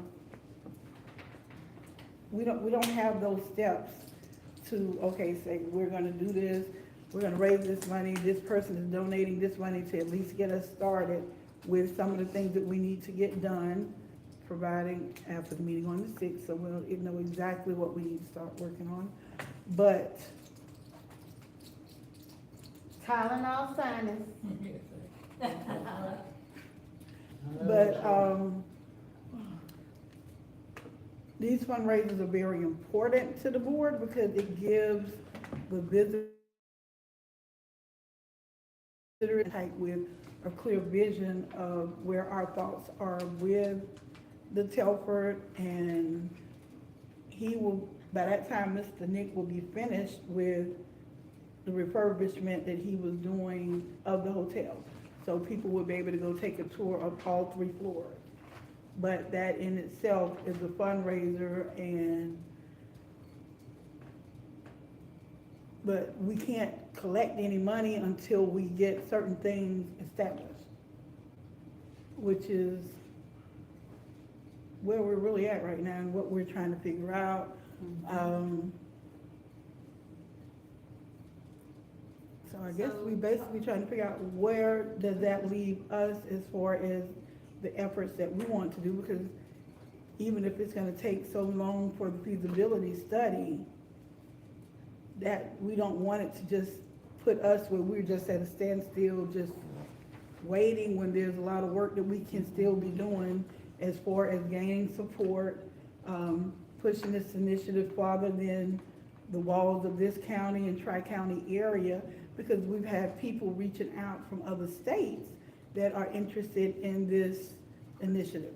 I put, because it was so, I have the same people at each meeting speaking out against, and I had someone to say, why you just won't do, like, go around and see what the people, especially like the native people of this town, had to think, not meaning any disrespect to people who have moved here over the past few years, but when people have been here forever, they seem to know the trends and how things go here, what works here generally, what doesn't work here generally. Online,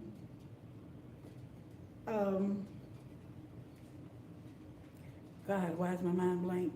An online petition on change.org last night. The first, and I did it late last night.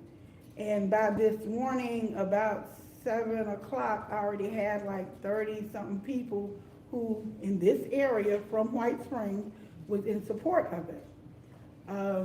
I'm steady getting notifications where people are supporting it. There are a couple of people up there that I do not know where they're from, don't know if that's just a name they're used, but all of these petitions and signers have been verified as real people from, and using most of their real names, from change.org.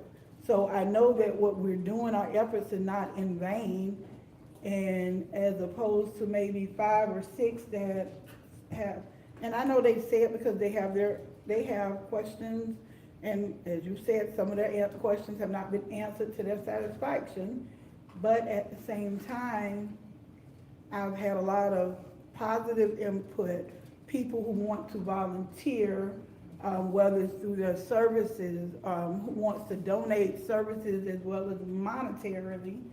How do we go from there? How do we do this while we're waiting on that?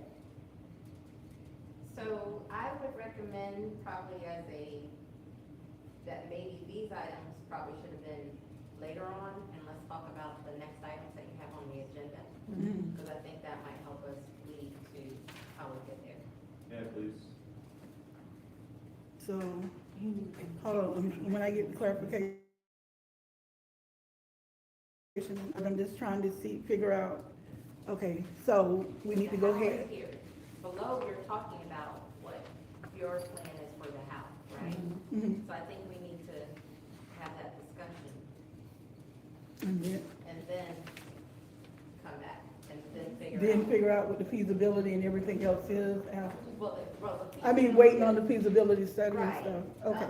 Because depending on what you're looking to create, is gonna depend on how you can raise the money and whatnot. So I think that you gotta have the discussion about what you're looking to create here first. Because you're talking about the Friends of the Telford.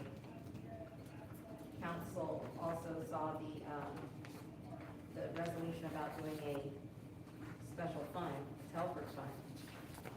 And I think the idea was to allow the committee to talk over the options and then make a recommendation to council. Okay. And then council is gonna have to be the one to decide if they're gonna do the municipal nonprofit or are they gonna do the fund, things of that nature. I think that's where the decision ultimately is gonna be, but I do think it would be beneficial if the committee made a recommendation. Okay, Make sense? That'll tell you half the house. Okay. How you can do what you. what we need to do, and then it would put us in the place to where we could be able to do this, and while we're waiting on the studies and everything else that you guys are working on.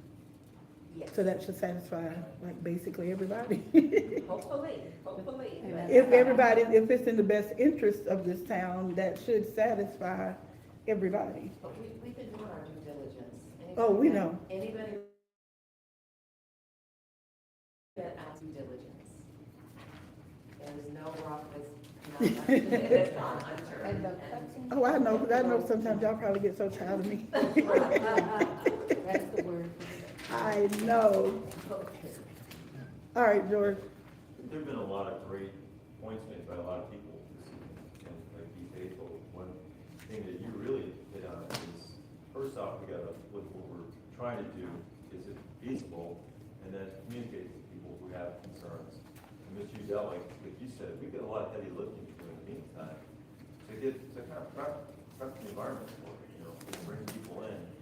And that second gentleman, you gotta think about the timeline of his project. This project isn't a year or 2 years. If you're doing the math, you're looking at 5 or 6 years. Yeah. His Marriott project is a 5 or 6 year project. And then, as Amarissa said, that feasibility study in itself could take almost a year. So if they they go in April, and they have the decision of what they're gonna do with it, it could take upwards of a year to complete that. And that's the due diligence part that she spoke to just a moment ago, and that we're making sure before we move forward, and as we're doing, and we have to say to people in the community, hey, here's what's in it for you, because right now, it's this house that's off the side street that a lot of people never even go down. Right. You know, but they do go down all the other streets with the playground and the parks and things like that, so, I think it's just important to understand the timeline, expectations for committee members, how long these things really take to do. It's not a 6 months to get anything going. It just is what it is, it's the process, so. But a lot of good points made from a lot of different folks. Yeah, but I think the only way to let people know if you are not out in the public promoting this, doing things, and most of the community won't even know anything about it anyway. Yeah, and they gotta know not just about it, but where it's gonna lead them, but it also still has to be feasible. I mean, people Right. like the idea of doing things, but it just may not really ever bear fruit. Because there are lots of things I plan to do in my life, but I'm still waiting for them. Just be encouraged. I was a comedian in my former life. Okay. All right, I guess first we will go over the drafted articles of incorporation. Would that be the appropriate way to start? I got 2 more copies up here. I don't know if y'all want to read them or not. Robert, I think I passed them out to the council.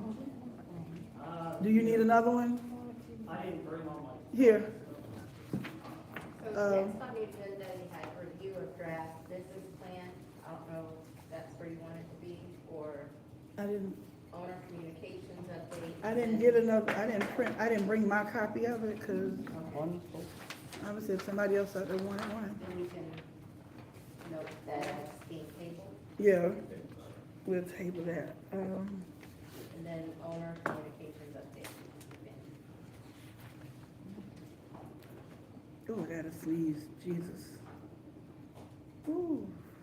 Okay, the review of business plan, we're gonna table that one, if it's okay with the board. Cause I did not make copies and have them ready today, cause there was some things that had to be changed. And, as far as owner communication, I did speak with Mr. Nick today. Gave me a paper, I think most of y'all got a copy of it when you got a copy of the questions. I think it was attached to that, as well as a letter from a couple of citizens who's in support of it, Kenny Roberts and his wife Tanya. But Ms. Nick had given me, well, he went to, he hadn't been able to get to his attorney last week to get the yeah, that. What is the correct word for it?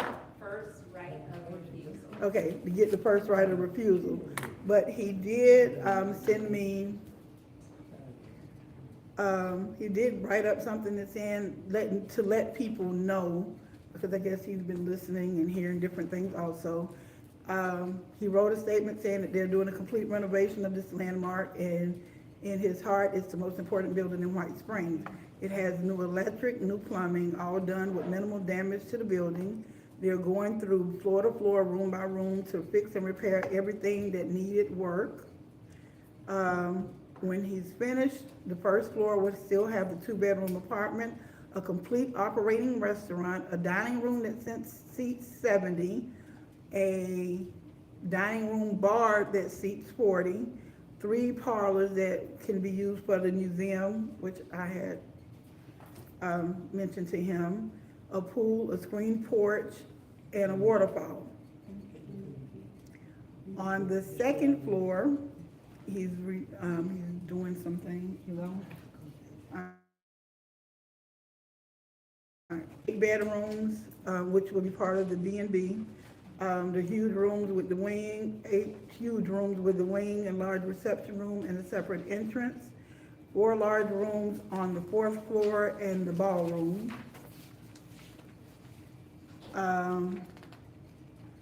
He will have, well, he said the renovation will be complete. He has different things that, you know, ideas of what we can do, but he said it will come completely furnished and it has a lot of expensive and historical antiques.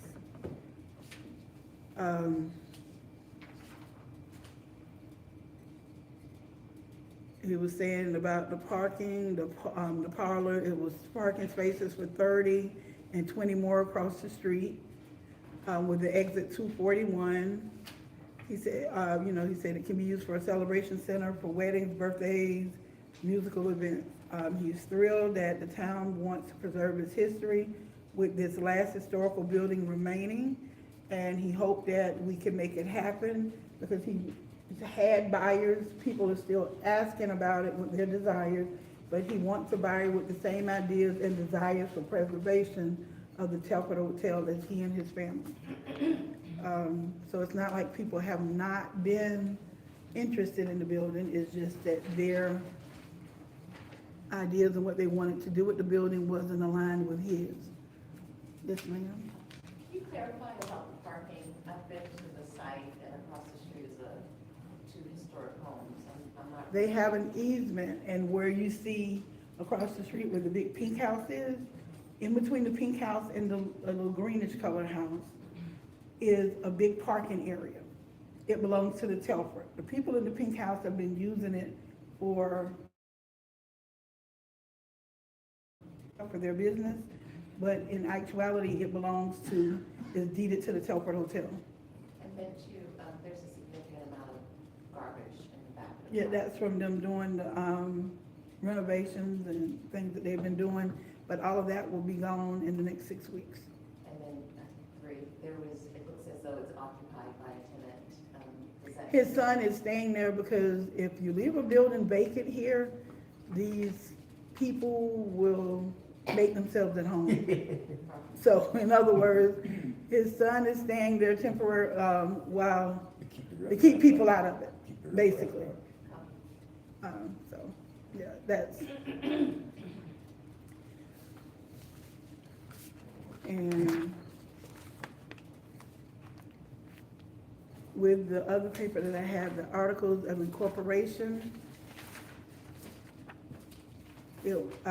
And this is not for the redevelopment board. This paper and this is just specifically the things that I'm getting ready to read now. So let me go ahead and get the clarification done. Although we originally started out as the Friends of the Telford, we moved to, by resolution, to broaden our scope beyond just the Telford and to do redevelopment, you know, to work on and come up with ideas for redevelopment for the entire town. This project itself and these articles of incorporation and this memorandum is specifically just for the Telford property. And the articles of incorporation is, the name of the corporation will still be the Friends of the Telford, because this is pertaining just for the Telford, not what our board will be doing on a whole. The principal address, will be 1003 63 Bridge Street, which is here at Town Hall. The purpose and 501c, Article 3, purpose and 501c3 compliance. The general purpose, the corporation is organized exclusively for charitable and educational purposes within the meaning of Section 501c3 of the Internal Revenue Code. The specific purpose, the corporation is formed to support, promote, restore, preserve the historical integrity, and enhance the programs and facilities of the Telford Hotel, Restaurant, and Museum in partnership with the town of White Springs, Florida. Operational constraints. No part of the net earnings of the corporation shall inure to the benefit of any director, officer, or private individual. No substantial part of the activities of the corporation shall be the carrying on of propaganda or attempting to influence legislation. Dissolution. Upon the dissolution of this corporation, all remaining assets shall be distributed to the municipality of the town of White Springs, Florida.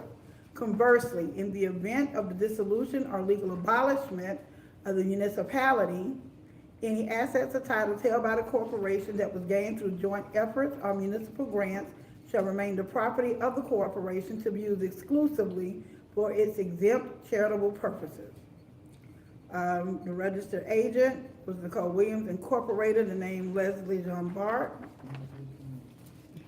Adoption, Article 7, adoption of the bylaws. The internal affairs of the corporation shall be regulated by the bylaws. In the event of conflict between these articles and the bylaws, these articles shall control. The corporate bylaws, Article 1, Board of Directors. The board shall consist of 7 voting directors. Committee seats, 5 directors shall be elected by municipal seats, 2 directors shall be appointed by the town council. These directors shall have full voting rights. Vacancies in the committee seats shall be filled by a majority vote of the remaining committee directors, ensuring the committee maintains governing control. Article 2, Municipal Partnership. Section 1, Insurance. The corporation shall operate under your municipality's general liability and professional insurance policy. The board shall ensure all activities align with the town's risk management guidelines. Section 2, Staff Utilization. The board may utilize town staff for operational tasks while performing corporation work. Staff shall follow the strategic direction of the board, provided it does not conflict with the town HR policies. Article 3, Sunshine Law and Public Records. Section 1, Open Meetings. In accordance with Florida Statute 286.011, all meetings of the board where 2 or more members are present to discuss corporation business shall be open to the public. Section 2, Notice. Public notice of meetings shall be posted at least 7 days in advance at Town Hall or at the Telford. Section 3, Records. All corporate records, including emails and minutes, shall be maintained and produced in accordance with Florida Public Records Law, Florida Statute 119. And that was just, those were just done to show that we're trying to be transparent, because if we were independent and did not, a normal nonprofit does not have to make their meetings public, but we are exercising to follow the same guidelines that the town has to follow, because we want the partnership with the town. Now, anybody on the board had anything? Similar or contrast this with the quasi, composition of quasi organization that I think Mr. Brown discussed. That organization would be different than this. This would be a nonprofit. He's talking about what, more like a development authority kind of thing, almost like how HAMCO is, a different entity like that. That's a big lift unless we know we need to do it because of how small we are. Because that was one of the options that we looked at, and then we came up with the committee, which is why we have just a committee. Because, goodness, a redevelopment authority that's a lot of setup. Now, if something like that becomes required in order to make a project work, it would make sense, but not just to do it right now would make sense. Well, I asked to consider, in the examples they used, he didn't mention a not-for-profit. Right. He mentioned this quasi-board being a component of the government entity, and that it was able to secure a loan that eliminated risk. Could a not-for-profit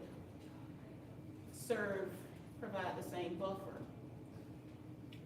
So the way this is put together wouldn't work right now.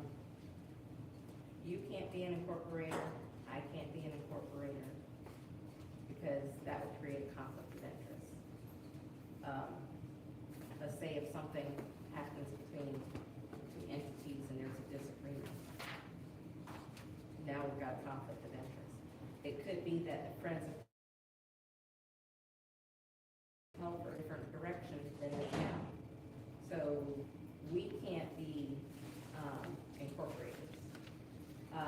So that would have to be somebody that's not on the council. Correct. Okay, easy fix. Some other things. Could have possibly a city redevelopment association, or CRA, or something like the development authority that y'all want to see, and city development authority like the county's got that y'all want to visit next week or whatever. They could go out and borrow money, tax-free money from SBA, USDA, for this couldn't be. Who couldn't do? The nonprofit? This president. No. The way this is, that you couldn't do it. No, that's where I differ. When I was doing the research, and let me see where it was at. Well, let me do this part first, and then we'll go ahead, because this will explain a lot more also. Especially, but I understand why we can't have our names on it, which is fine too. This is a memorandum of understanding between the town of White Springs, Florida, and Friends of the Telford. The party, this MOU is entered into this blank day of blank 2026 by and for between the town of White Springs, Florida, a municipal corporation hereafter known as the town, and Friends of the Telford Incorporated, a Florida nonprofit corporation known as Friends. The purpose of this agreement is to establish a formal partnership for the restoration, preservation, and operational support of the historic Telford Hotel, Restaurant, and Museum, known as the property, while ensuring transparency and fiscal responsibility. The legal status and governance entity from the town, however, as a direct support organization, it shall operate for the primary benefit of the town. The board representation, in accordance with the Friends bylaws, the town council shall appoint 2 members to the Friends board of directors to ensure alignment with municipal goals. Compliance, Friends agrees to comply with the Florida Sunshine Law and the Public Records Act. The use of the town resources, insurance. While the town provides general umbrella coverage for the facility, Friends of the Telford Incorporated shall purchase and maintain separate special event insurance for all fundraising activities, festivals, or public gatherings hosted by the corporation. This policy shall name the town of White Springs as additional insured and provide a minimum of $1 million in liability coverage per occurrence to provide primary protection for the town during specific events. The town may authorize municipal staff to assist Friends with specific administrative or maintenance tasks. While performing these tasks, staff shall remain under the town's HR policies and the ultimate authority of the town manager. The town grants Friends the right of entry to the property for the purposes of tours, fundraising events, and restoration oversight, subject to the town's safety guidelines. 3, fiscal responsibility. Revenue. All funds raised by the Friends shall be used exclusively for the restoration and promotion of the property. Reporting. Friends shall provide an annual financial report and an impact statement to the town council at the end of each fiscal year. 4, joint asset ownerships and improvements. Ownership structure. To ensure the long-term preservation of the property, the town and Friends shall hold the property as joint owners, tenants in common. This structure is intended to prevent all unilateral sales or significant alteration of the historic structure without the mutual consent, written consent of both the town council and the Friends board of directors. The joint title, all real property and fixed assets of the Telford Hotel, Restaurant, and Museum shall be held as the joint property between the town and Friends. Any new title deeds or major equipment acquired through the joint fundraising or municipal grants shall reflect both parties as co-owners. Restoration and maintenance. Friends shall lead restoration efforts. Any permanent improvements made to the property shall increase the value of the joint asset. Equity interest. In the event of a future sale or transfer of the property, subject to historic preservation easements, both parties must agree in writing to the terms of the disposition. 5, taxes and sovereign immunity. Tax exempt status. Both parties agree to maintain the property exclusively for exempt and charitable and municipal purposes to ensure the property remains exempt from ad valorem taxes under Florida Statute 196. Liability limits. Because the property is partially owned by municipality, both parties shall assert sovereign immunity protection under Florida Statute 768.28 to the maximum extent allowed by law for any claims arising on the premises. 6, dissolution. Upon the dissolution of Friends, its 50% interest in the joint property shall automatically revert to the town of White Springs. Conversely, if the town were to legally abolish, Friends shall retain its interest to continue the charitable mission. Indemnification. Friends agrees to operate with the risk management guidelines provided by the town's insurance carrier. The town agrees to defend and identify the Friends board members to the same extent as other municipal volunteers, subject to the limitations of sovereign immunity. Florida Statute 768.28. MOU shall remain in effect for a period of 10 years and be renewed by mutual consent. Either party may terminate this agreement within 90 days of written notice. Upon termination, all records and remaining funds dedicated to the property shall be transferred to the non-terminating party.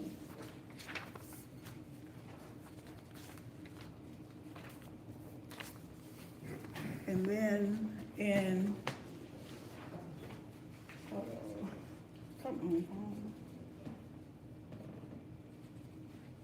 let me get to that part.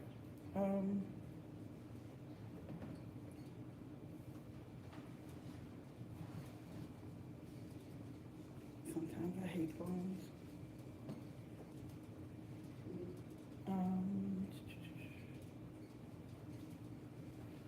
Okay.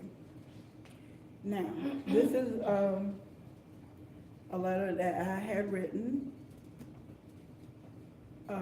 for the legal rationale, and Leslie can tell you whether it makes sense or not or whatever. I'm not an attorney, so this was my take on it. It said, Dear Leslie, as we tentatively move forward with the formalization of Friends of the Telford Incorporated, we are proposing a joint ownership model for the Telford Hotel, Restaurant, and Museum. We believe this structure serves the town's best interest for the following legal and strategic reasons. 1, a long-term preservation law. Joint ownership acts as a permanent preservation easement by requiring 2 keys to open the door for any sale or major structural change. We ensure that the Telford remains a historic asset for White Springs, regardless of future shifts in municipal administration or nonprofit leadership. Leveraging private grants. Many federal and private historical preservation grants are more accessible to a 501c3 organization.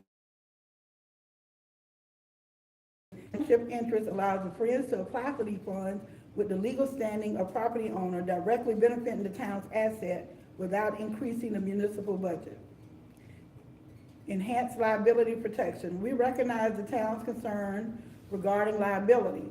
To mitigate this, our MOU explicitly requires the Friends of Telford to carry special event insurance for all fundraisers.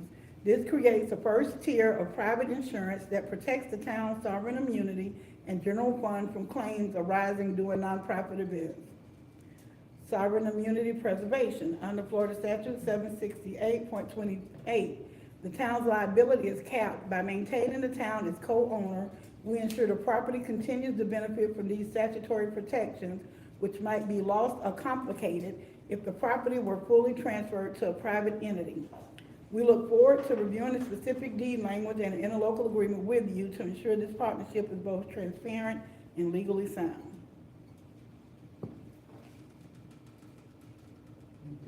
This is very more toward being partially owned or right.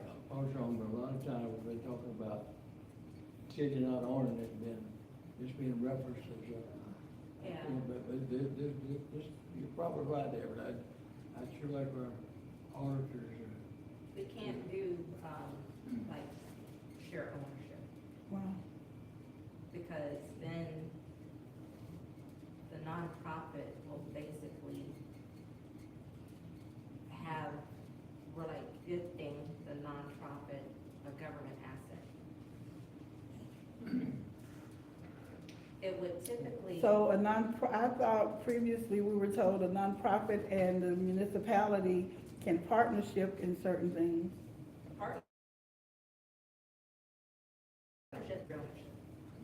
So how would we do that? How would that work with this? Well, what is the goal of what you're hoping to accomplish? Like, why would the nonprofit need to be impartial? Because you can't apply for the grants if you are not, on some of the things it was saying that you had to be, I guess, part owner, have a long-term lease or something like that to be able to apply for the grants. So how would it, because I know there are several grants that's coming up now for historical preservation that we can probably qualify for, but we have to go ahead and form the corporation to even apply for it, because some of them doesn't list municipalities. They list a whole bunch of other things, businesses and things that can apply for them, but not government and municipalities.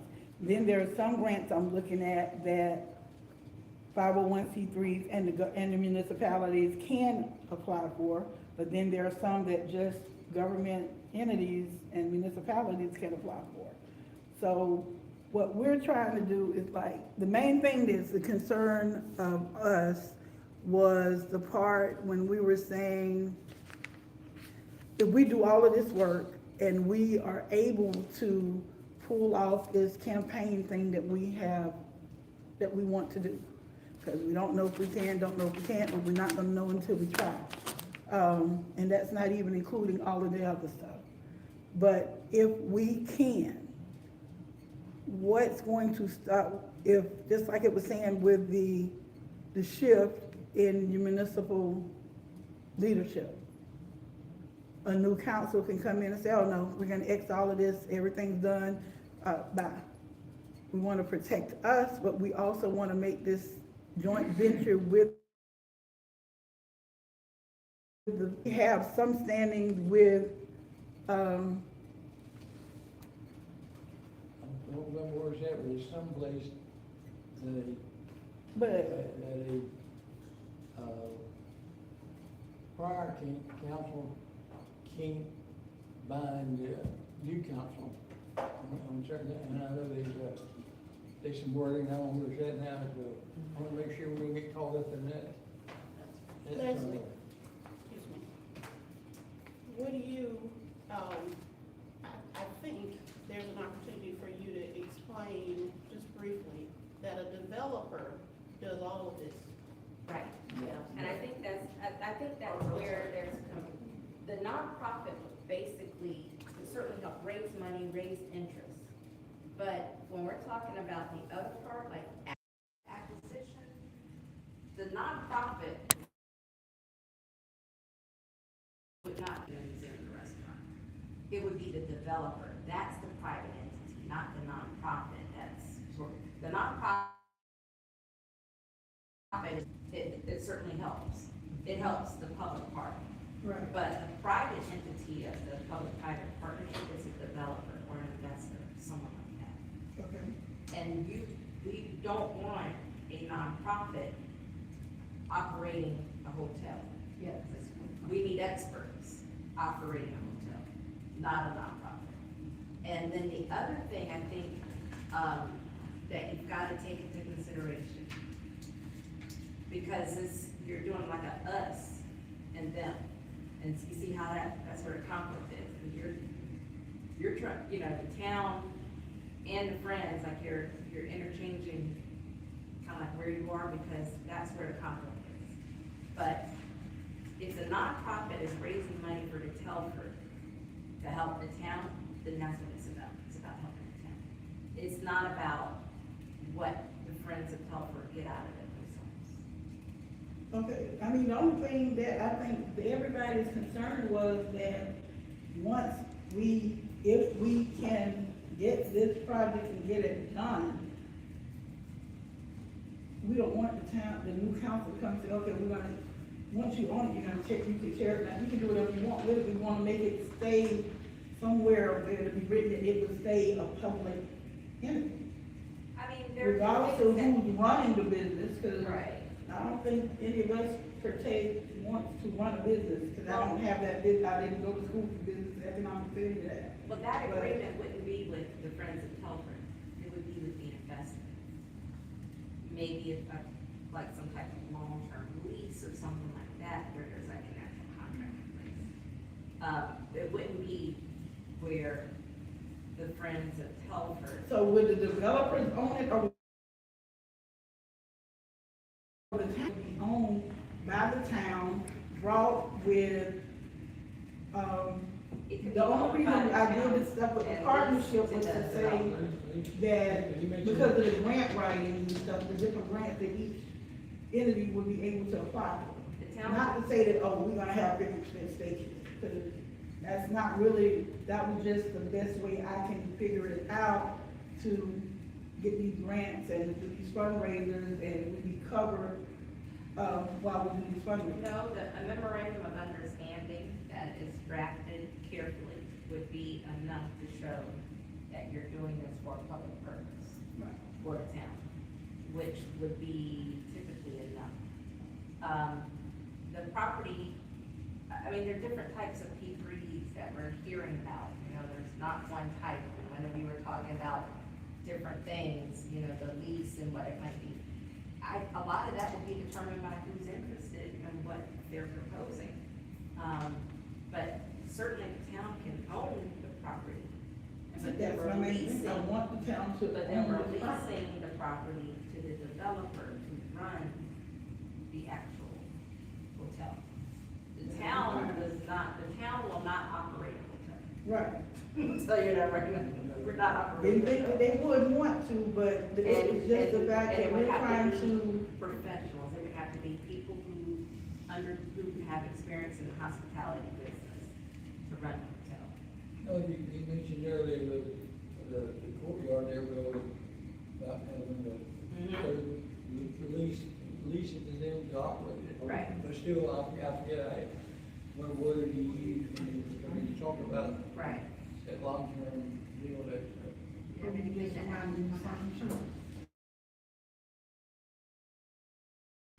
just hit me when you said the courtyard.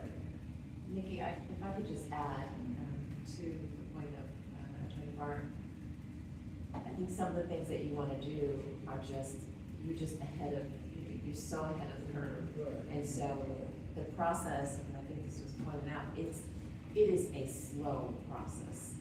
Development requires that at every single step, that you make sure that you cross every T, dot every I, you know. And so what you want to do is, with the Friends of Telford, I think it's beautiful, but this development process has to move through these steps in order for it to be viable for the town. Okay. So if somehow you can kind of separate the stuff that we're doing, which allows you to lower the risk and exposure for the town and kind of the legal regulatory concerns from the outreach stuff that you want to do, those things can go separately, but they can't be mixed. Okay, so how do we do that? Well, one thing, Okay, well, you we mentioned will- the grants have nothing to do with what we're doing. We're applying to grants have nothing to do with how you structure the entity. So you can still apply for grants without having The partnership. partnership. Okay, so, I want to make sure I get this right. So we can go ahead and form this Friends of the Telford nonprofit that will help with the acquisition or studies or whatever else needs to be done as far as with the Telford. But why would you want to? Based on the role of a developer, and please correct me. What you want to do is what the developer will. They're going to consider how you want to utilize it, but you've got to sell the developer on the project. And so they may say, we like the hotel aspect of it, we don't really want this. They have to tell us how they will help you. And remember, the developer isn't making a charitable contribution. They fully intend that this is going to be profitable.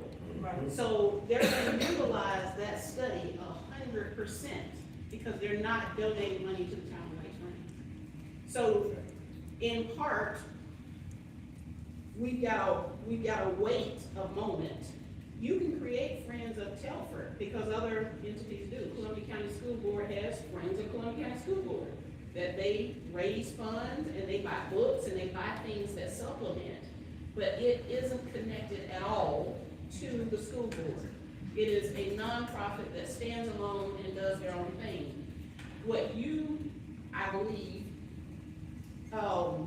are asking to secure is what he explained in a quasi entity, and that's a part of the municipality. That quasi entity that they created was intended for the purpose of shielding the municipality from risk. And it allowed that quasi entity to secure the loan and remove the risk from the municipality. The quasi entity owned the asset and they leased it to Marriott. So I think a biggest deal is just wrapping around. You want to be able to be involved in the Telford. You want to push, making sure that it's accessible to the public from now till forever. Some of that guarantee you that it could end up being handled some kind of way. But right now you need a feasibility study, and right now we need the county to agree to cover the cost of it. And so our case is to make sure they understand that the community sees this as an investment that's viable, and White Springs is part of the county.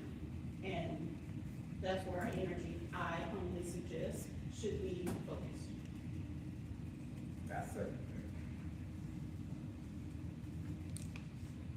So I think your best options are, if you're forming a 501c3 that is independent of the town, it doesn't have to be part of the town. I think that probably complicates it more. If it's a private 501c3 that then has a proper memorandum of understanding with the town, then that can be done. The other thing is how we mentioned before, a dedicated fund, where people can make contributions, you can fundraise, you can do all those things, and it goes into a dedicated fund set up by the council. And still, all expenditures still go through Mr. Garner, because Mr. Garner's the county manager. Yeah. You do what? Set up a GoFundMe. That'll work. Cheeseburger. GoFundMe, I want my water. I don't know if this is a moot point anymore, where this is going, but there was a big fuss being made about Part 2, Article 2, Section 2, staff utilization. The board may utilize town staff for operational tasks while performing corporation work, etc. A private 501c3 could do that, and also whether it would be appropriate for private 503Cs to actually have that in the articles of incorporation. We would have to, the town would have to come out for an articles of incorporation, and this would just be a private entity.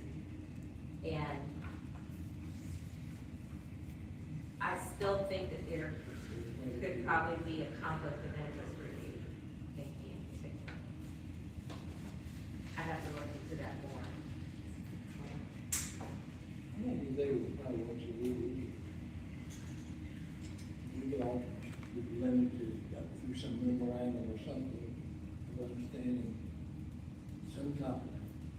That you would be raising funds to support. To support that administrative activity or something like that. I think that, but I'm with the, feasibility study, business plan, feasibility study, and that sort of thing.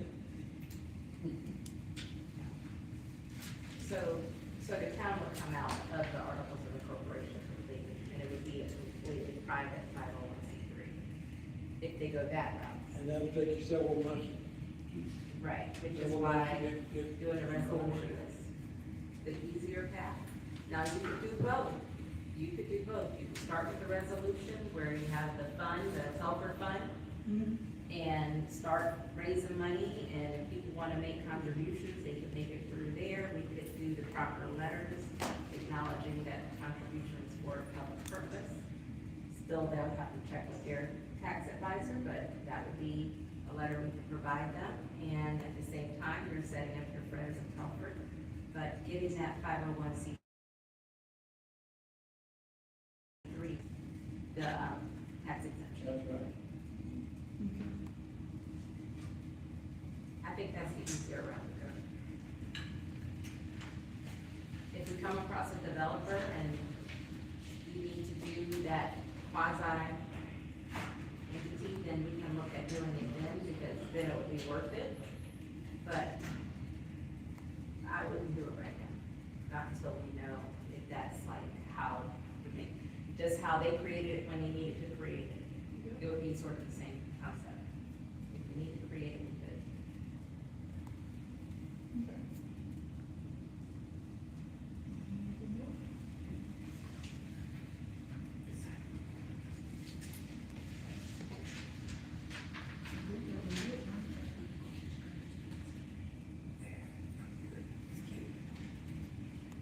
Was that all?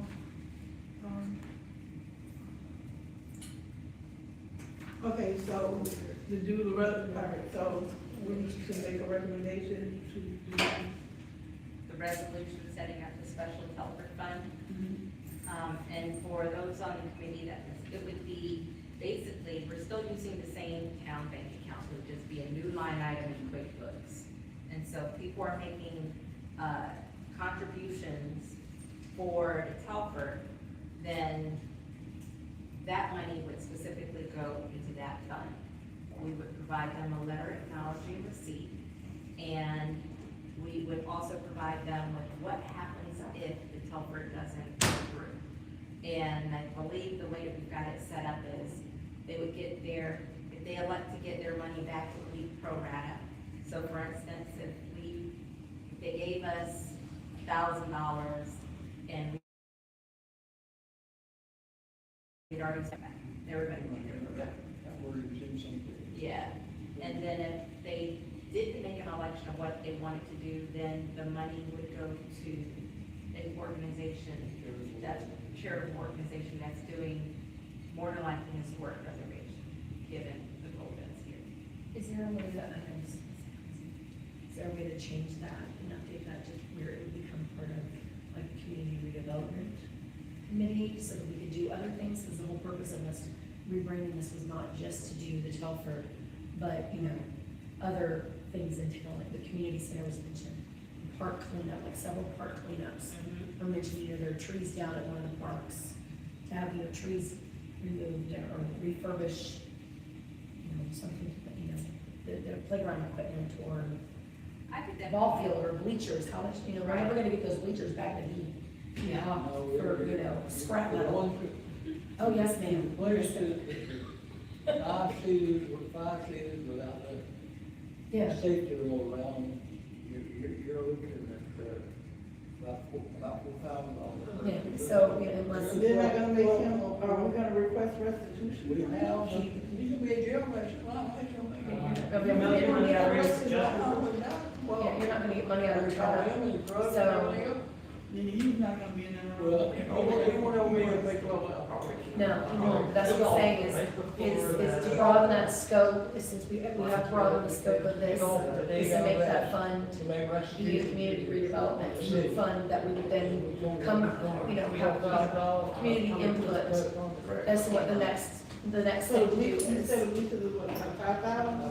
And have that understanding that that would be not just a Telford, but just, you know, hey, we're trying to revitalize the playground, this, whatever the next project is. Okay, so, That got to look at because, it's, I lived in DC for a while, and there were places I wouldn't go because I wouldn't drive through the neighborhoods to get there. So Telford is beautiful, and the rest of the town look like a rat trap. Where's George? so we don't left for that part. Right, he's just saying that. So he left for that. I do think that it would be a good idea for the committee to maybe spend some time looking at a bigger picture. Right. Because I think, you know, there's more that needs to be done. And while this project could be going on I think that all of you should still kind of start dream big, you know, what could White Springs become? What does White Springs need for residents to make this a better place for the residents? How do you draw in additional residents? How do you draw in maybe some business, bring in some more tax revenue? I think that those are worthy discussions to have, and ideally, if you're looking at developing a town, especially a town of this size, having a well thought out plan makes sense, instead of sort of like, you know, everybody all over the place and then the town doesn't look cohesive. You know, maybe thinking about what you want it to look like. What would it look like? Under new business, she did have a consideration of the extended redevelopment priorities, trail improvement discussion, and identification of additional potential projects. We're on hour 4 now, so potentially, Yeah. we okay, she left. I think if we have our normally scheduled meeting, our next meeting will be at the end of April. Right. Well, we need 4 for the form. The rest of them, Ashley, Christina. So, what is like 1, 2, 3, 4, How many people are on the committee? 7? We need 1, four. 2, 3, 4, 5. So we need 4, we got 4. Yeah.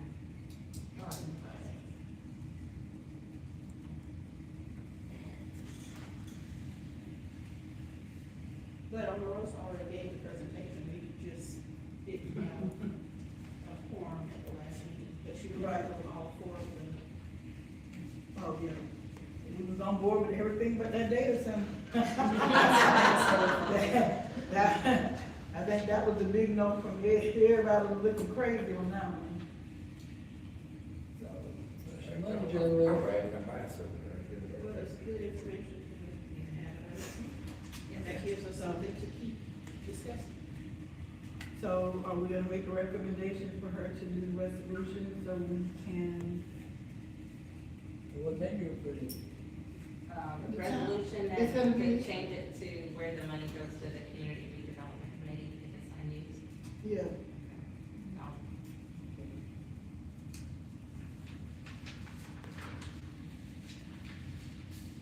That's Yeah, all. we're But I okay bet with that? yeah, we'll bet that's in good.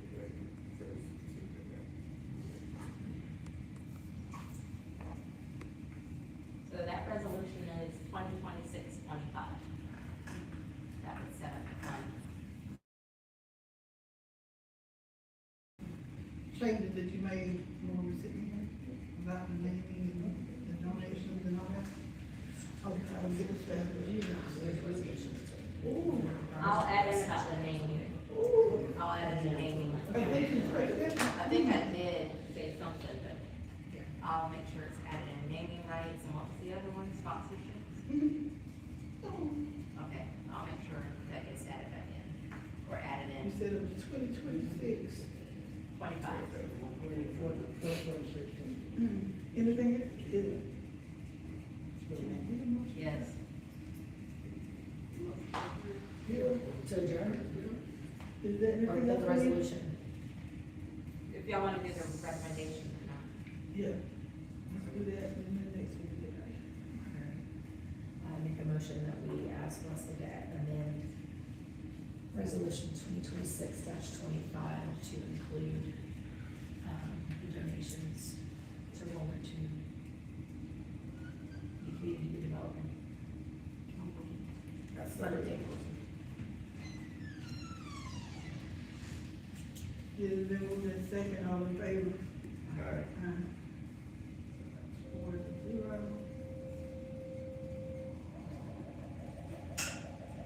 Okay. Anything else? Anybody have anything, any comments? That's the best. Got under my knees and they're going, they look like they were in a clubhouse. Okay, so time. I make a motion that we adjourn the meeting. I second the motion. All in favor? Alright. Adjourn. I'm riding my bike, I don't want to get there, I got lights on. They actually vote to